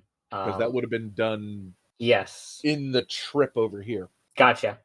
which I needed for this Essentially, interrogation. you wanted to go through all of the information from the ion trails that were picked up. A lot of it seemed... Most of it was not combat vessels, like the ones that you encountered, that were encountered above planet. Most of them were cargo transport ships, freighters, and things like that. Okay. You do note similarities of pathways towards the outer planet of the system. Okay, so there's no, like, base in that asteroid belt. No. You know, there's just looking for minor perturbations of orbits. Yeah. Based on, you know, Nothing... ships traveling through or thrusters pushing against a giant rock. Nothing shows that there was a base in the asteroid belt. So it's in the outer system. It was too far away to get real detailed analysis. Are you saying? Yeah. AKA, you didn't spend momentum to do any extra scans of that planet when you were first there. I'm relying on the sensor logs. The sensors on Federation ships are constantly recording, even if you don't ask them to. Yep. So they didn't. They weren't focused enough to go and do that. Correct. What about the material? There was debris, right? Yes. It was supposed to be from the Gorn ship. It was, in fact, from a Gorn vessel. The materials analysis. The material analysis comes back that it was from a Gorn vessel. Was there sufficient mass? There were no warp trails other than leaving the system from that debris, other than the Gorn vessel. Okay, so it wasn't enough debris for it to be a complete ship. No. And it just right off. Yep. And it does not seem like anybody chased off in pursuit. Okay. Did it appear to be going home, or was it just getting out of system as quick as possible? It was headed galactic eastward. So you can assume probably. Okay. Southeastward. Okay. Part of my report would also have been to, obviously to Starfleet, to keep an eye out for a Gorn vessel that is way out of its designated volume of space. And it's going to pass by a whole lot of Federation ships. They're just there saying, hey guys, just checking in. All right. So no hidden base.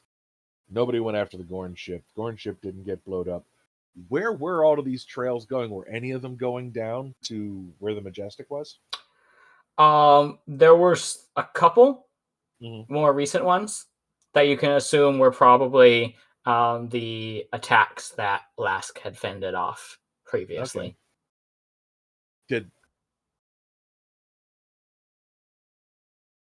Okay. Okay. That should be enough info, I think. All right. For sake of set dressings, I'm going to say that this is probably happening within the quarters that she is confined to. Would that be all right with you? Works for me. All righty. There's still a disruption field, so, she can't communicate out, or the devices that are implanted in her cannot communicate out. No send or receive signals. It's a space Faraday cage.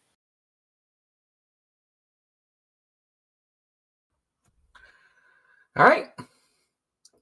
So as the two of you enter in, you see Lask sitting at the sofa there and drinking some nice, cold, clean water.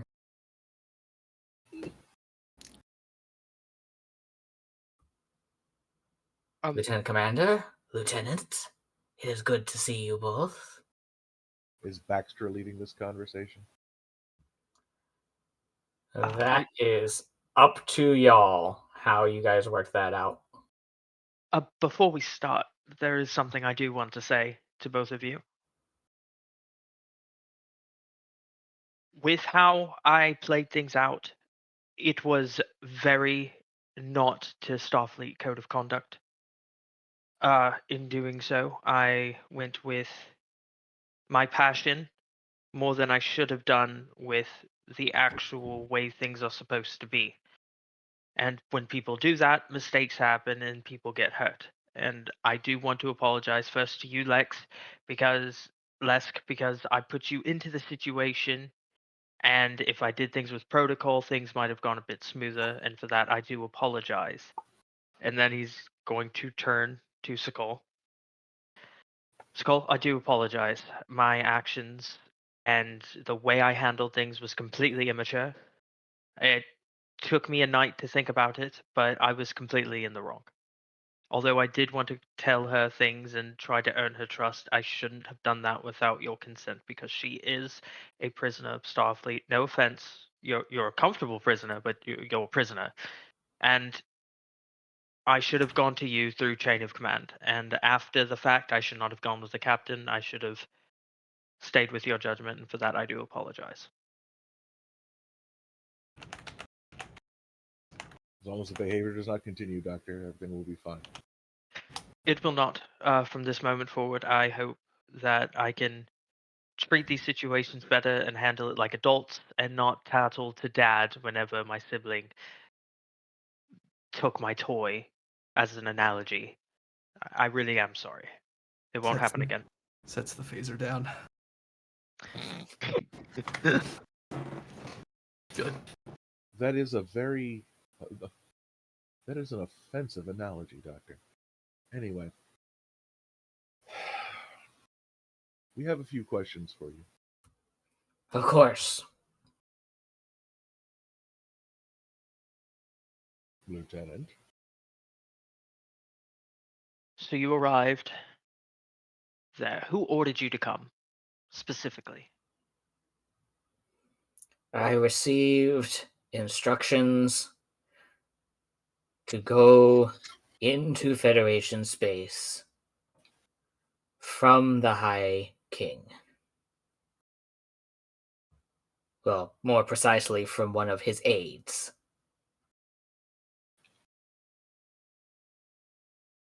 And is this the first time that your species has attempted this voyage, or are you... This is the first time that I have crossed Federation space to enter into the Kai Seti system. And there was no one before you? If there was, I am not aware of it.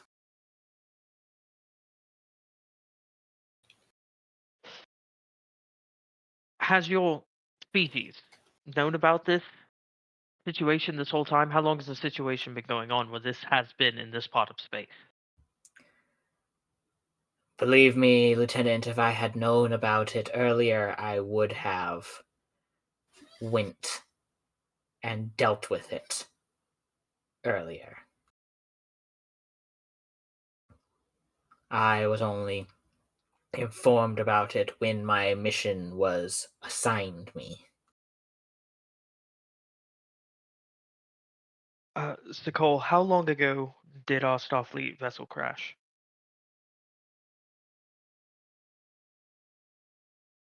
GM. About 100 years ago.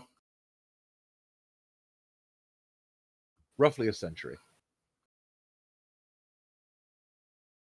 I assume, I don't know the Gorn life cycle very well, but I assume your High King was not alive during that time, correct? He would have been young. Probably about as old as I was then. Old enough to be a part of a mission, so to speak? Unlikely.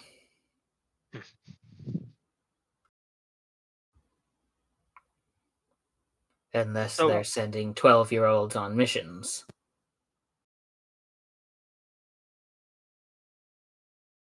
That would depend upon when Gorn reach maturity.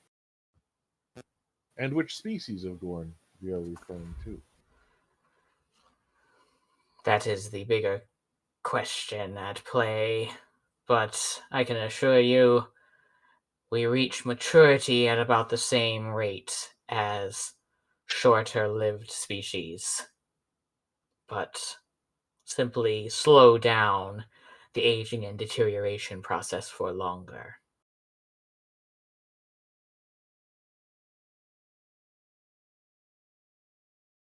So, this High King you have, I assume he's been in line for his whole life? He's been ready to go into his position, or is he more like a voted in type of situation? The High King is a hereditary line. There are a circle of advisors that are selected based off of qualifications. The hegemony works as a meritocracy, with the exception of the High King.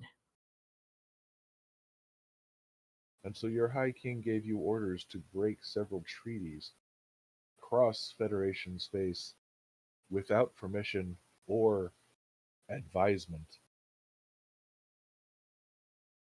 Is that what you are saying?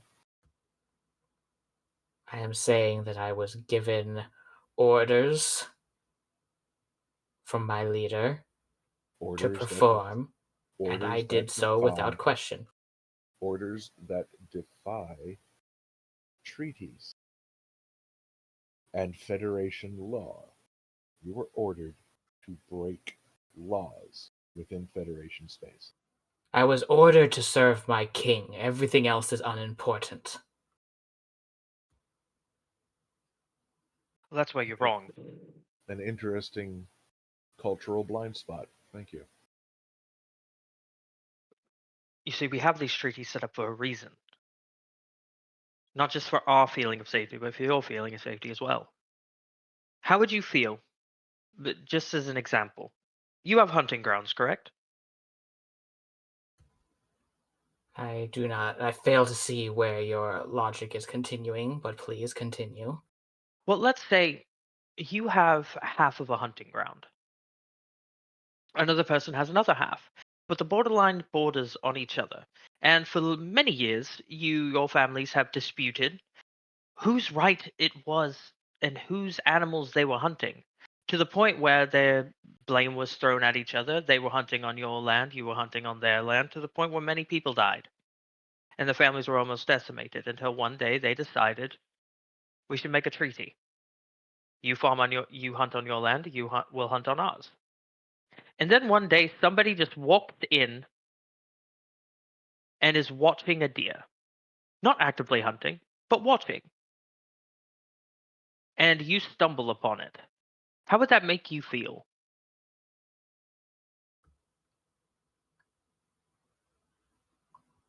If a Vulcan can have a confused face, he has pointed that at Baxtra.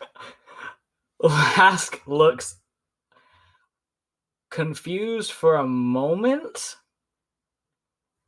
Baxtra, are you trying to explain interstellar politics and wartime treaties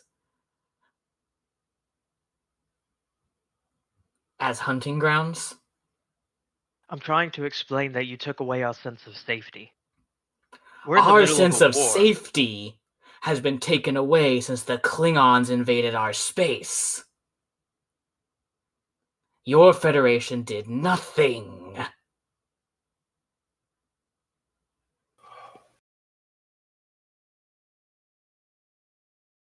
You are correct. The Federation did nothing. However, the hegemony did not ask for assistance either.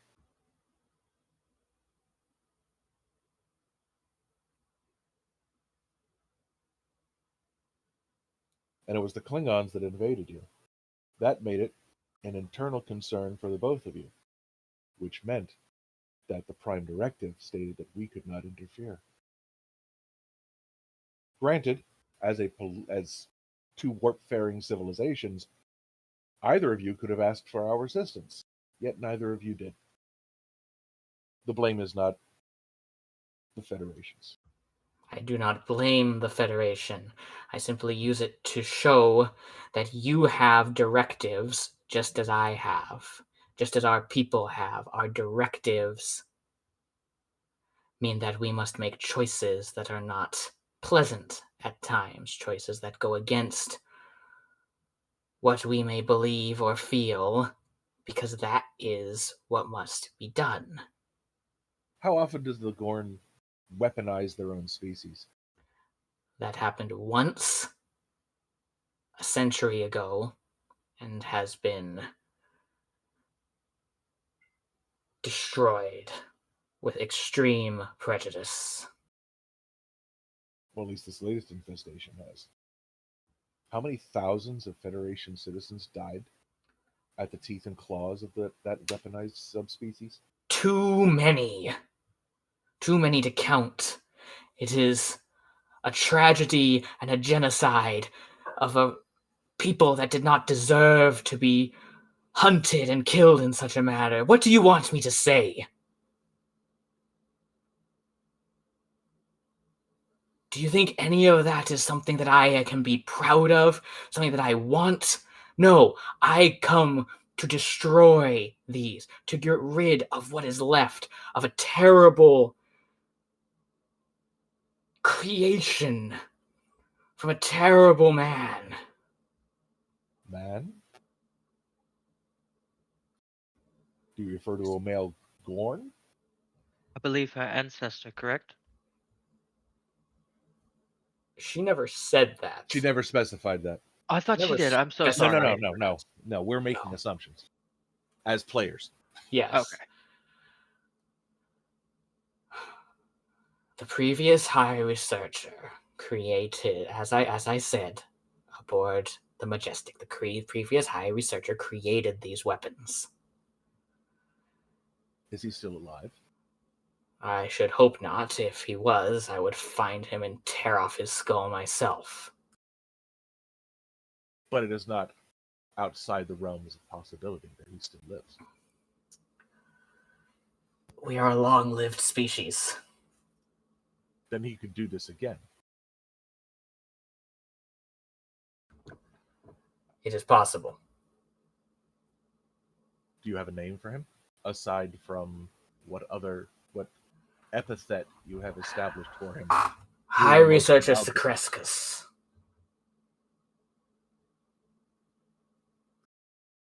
Do you have any information on him that we can add to our files?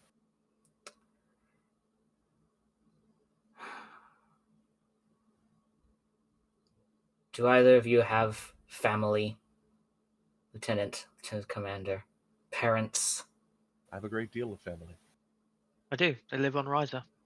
The majority of mine are on Vulcan.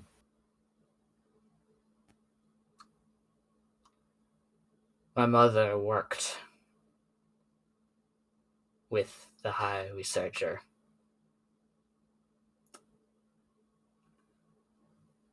Do you know how many times a Gorn can be dissected and put back together and still live? As I have never performed any vivisections on Gorn, I have no idea. 14 times. That is impressive. The High Researcher Your performed. durability and recovery are astounding. The High Researcher performed 14 of these experiments upon my mother before she finally succumbed to her wounds. Shortly before he left. Before he fled before our forces could hunt him down like the dog that he is.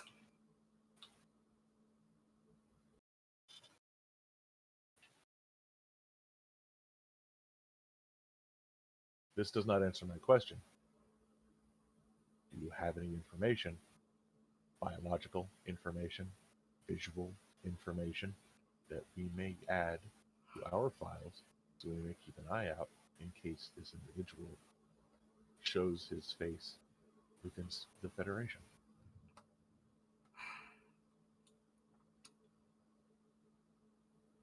I do not have any available, but I can request them from my government.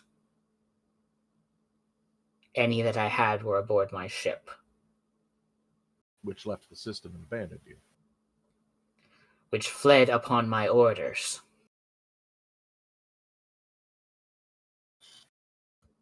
Had everything gone as expected, we would have neutralized the infestation and left without any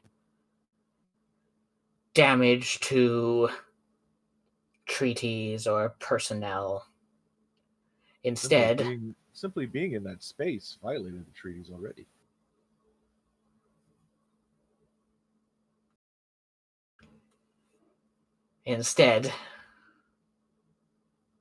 if anyone were to suffer consequences for the actions, it would fall upon me.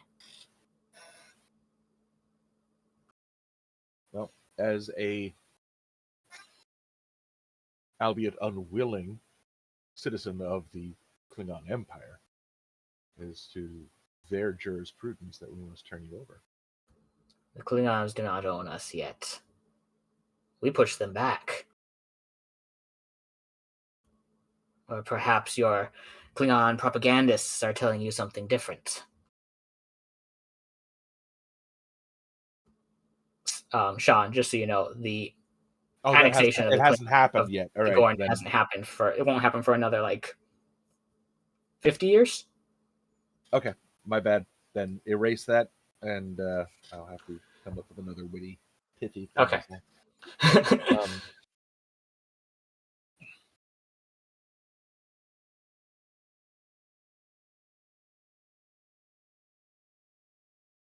It seems as though you've gone through a lot of hardships because of this man, and I do apologize. My goal here is for you to understand why we have you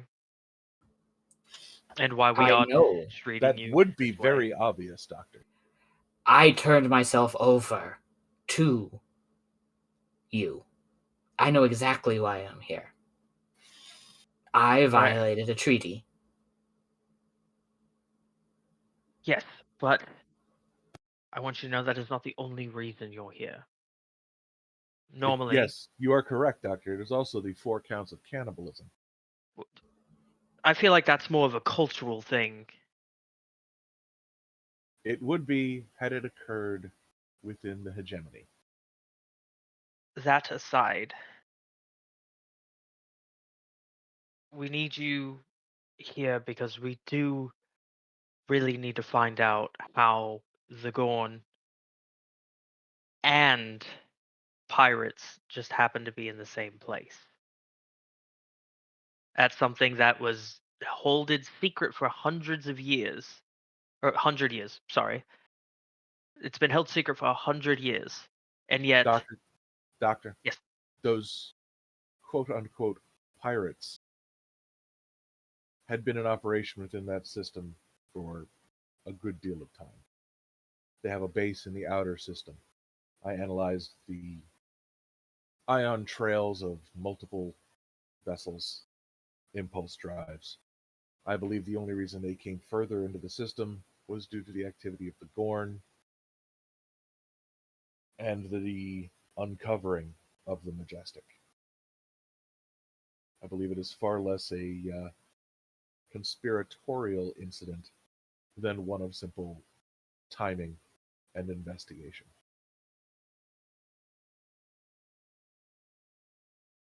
But there's the possibility of the other thing, that they might have gotten somehow some information. There is still that possibility. And if that is a possibility, we need to leave it on the table and worry about it just a little bit. but I do understand what you're saying. That can definitely be put on more of a side burner. However, I need to know why the Gorn are doing this now, after 100 years. We have been doing it selectively as we discover pockets for the last 80. There are more of these creatures. There have been 3 contained incidents in the last 80 years that we have found and destroyed. Was one of those incidents on Cestus 3? No. Cestus was your assault on a properly sanctioned Gorn world. We simply were defending ourselves. From high orbit with photon torpedoes on a basically civilian target, and then used deceptive messaging in an attempt to lure the captain and senior staff of a Federation starship to their deaths in an ambush. Correct. This is defending. Correct. I see. Simply wanted to be clear. Gorn But there- military doctrine is hard for warm-blooded species to understand. I doubt it has anything to do with the temperature of one's internal fluid system.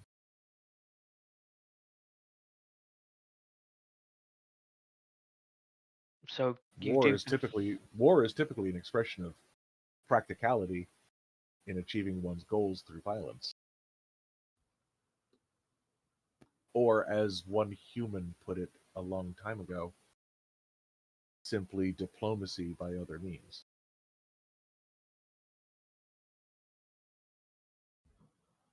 Perhaps. I do not consider myself a military strategist.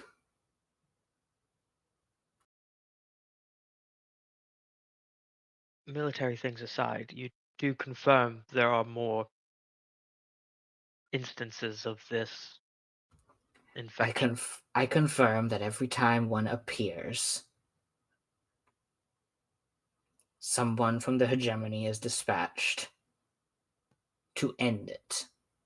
Is it always someone of your high station? High station. The term high researcher has become a laughing stock of a position given to those who are assigned to clean up the mess of High Researcher Secrescus. So yes, I guess you could say that. And how did you discover the fact that the Majestic, infected as it was on that planet? I already told you. I was told to go there by an aide from the High King. How did they know? I do not ask those questions of those above me. My job, my duty, is not to do that. My duty is when there is a problem that I must solve, that I am tasked to solve, I complete it. I find it very convenient that someone with a, as you stated, laughable title is given sanction by their government to perform the tasks that you were sent to perform, and that you have so little information to impart to us as to how and why. Seems you are nothing more than a tool of your government. And they do not That is trust quite you. likely. And they do not trust you with information. That is quite likely. Nicole, may I speak to you outside of the room for a moment? If you must, Doctor. One moment, please. I'll be here. Obviously. Uh, as soon as I step outside of the room, close the door, I think this has something to do with our visit. Only because if we were to arrive there a few days late, the pirates would have attacked the facility, probably killing her and interacting with that disease. Disease? Disease, infection, whatever that is. A genetic abomination. But Those are highly emotionally charged words. I think it That has being something said, to do. if this is the entire reason why we were forced out of space dock earlier than we should have been, then fine. It is done. We have nothing more to worry about. However, we have not yet had another, what did you call it? Visitation. And so I can make no conclusions or guesses as to the reason behind any of this. With your professional opinion, do you think there's any way we could use, I hate to say it, as leverage to try and gain the information to track down those things and hopefully destroy them? Apparently, the Gorn have a very good spy and information network. If the Majestic worked for whom I believe it worked for, the fact that the Gorn knew about the ship's existence at all is extraordinary. Should that be something And we so, report? as she said, they have discovered 3 infestations and dealt with them. Their information network is fairly secure, and I doubt they're going to give us that information willingly for any reason. No amount of leverage will make them tell us how they gathered this information. All right. Well, then I don't think I have any more questions. There's not much information we're going to be able to get more than Not we've much got now. information. Not much information, no. However, we have learned a great deal of data concerning the Gorn military, political structure, and much about their emotional states and how to take advantage of them. Yes.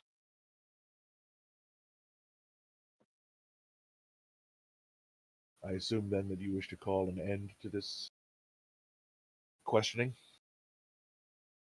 Unless you see no other questions or paths we can take, I think we're done here. Given time, I could possibly provoke more responses that would reveal more information, but I see no need to do that right now. I can arrange for the transfer for her to the station. I will talk to the station's security chief. I believe the best course of action would simply be to transport her from our ship directly into a cell in security. But if there are other protocols involved, I must get them from the station security chief. Of course. I will leave you to her procedures. I'll head back to Medical Bay. Thank you for your time. I appreciate it. Do you wish to give a parting goodbye to our guests? To me, it is unnecessary, but to most others, that would be considered rude, would it not?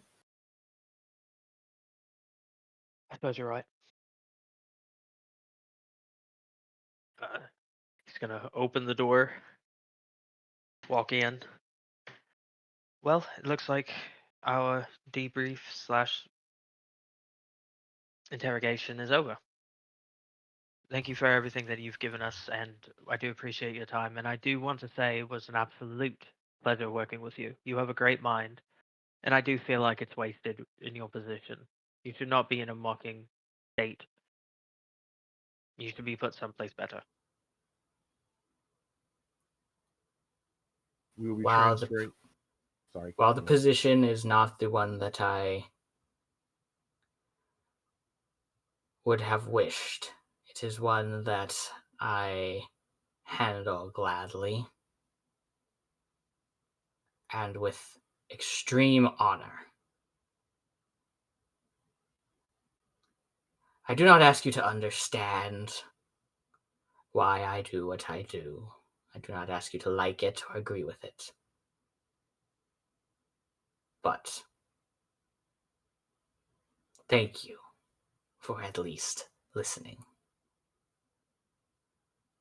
We will be transferring you to the station security as soon as we can. Of course. Where you go from there is not my purview. I understand. You will probably be relocated to either diplomatic quarters or become a member of our penal system. I understand. I will speak again with you shortly, once arrangements have been made. As you wish. And then I step back out. All right. Now, did you see where I texted you about setting the internal sensors? Yes. Remember, they can always do the lie detection through all that sort of stuff. So I will check the sensor log out, outside in the corridor. Yep. Was she at any time being untruthful? The only time you detect a slight spike is when you were talking about genetic information and pictures. Yeah. I figured that's the only time. The player figured that might be when that would happen. Yes. Yeah.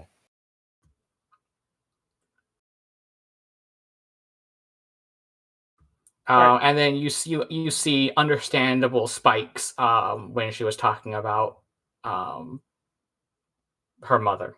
Like, that's very understandable. Like, that's not a lie spike. That's a emotional spike. That's a stressor spike.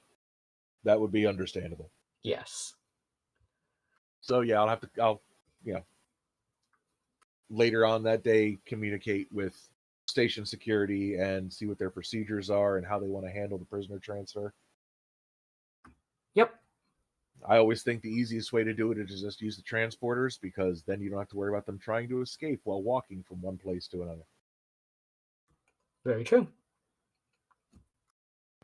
All right. I think we'll go ahead and go on to our button scene for the evening. Our little funny April Fool's scene. I did have one prepped. Can we do it in 6 minutes? Yes. Who would like to be in the Starbase lounge? It's not gonna be Sakal. Or Karakit, because we're just too damn busy and dedicated. I guess I'll be there waiting for our guest. I will also be there with the captain. Anybody else? Can Shamar be there? Who? Shamar? Yeah, absolutely. Oh God. The pirate cat.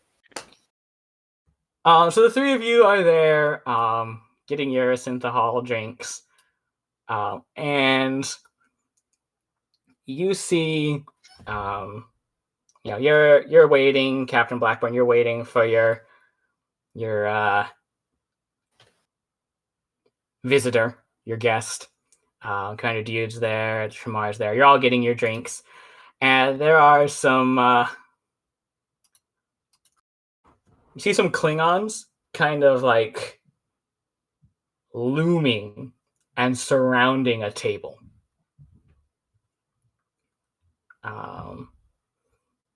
And you overhear one of them saying, "Ha!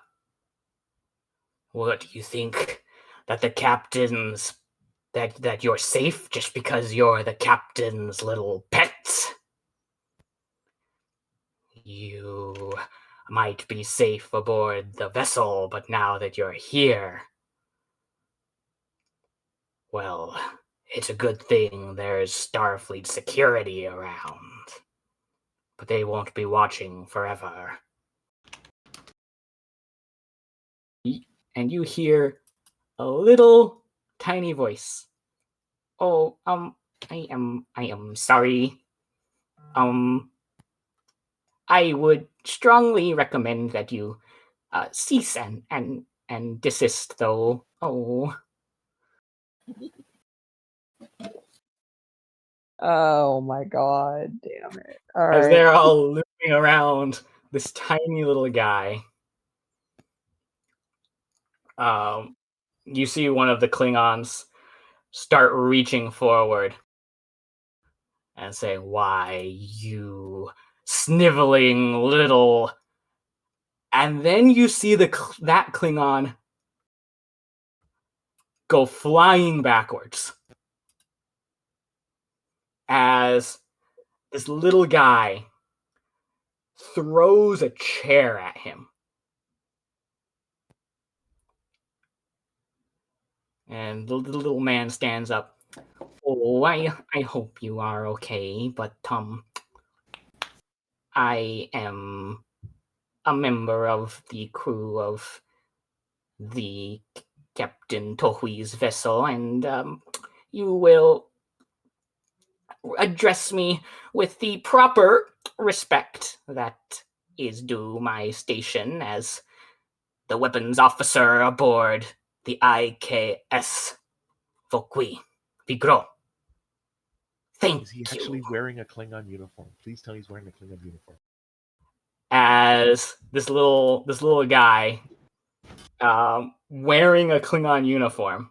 The only reason he's not is because I had to borrow the GM's token because I don't know what settings he used to make Rantal. As the little guy stands up and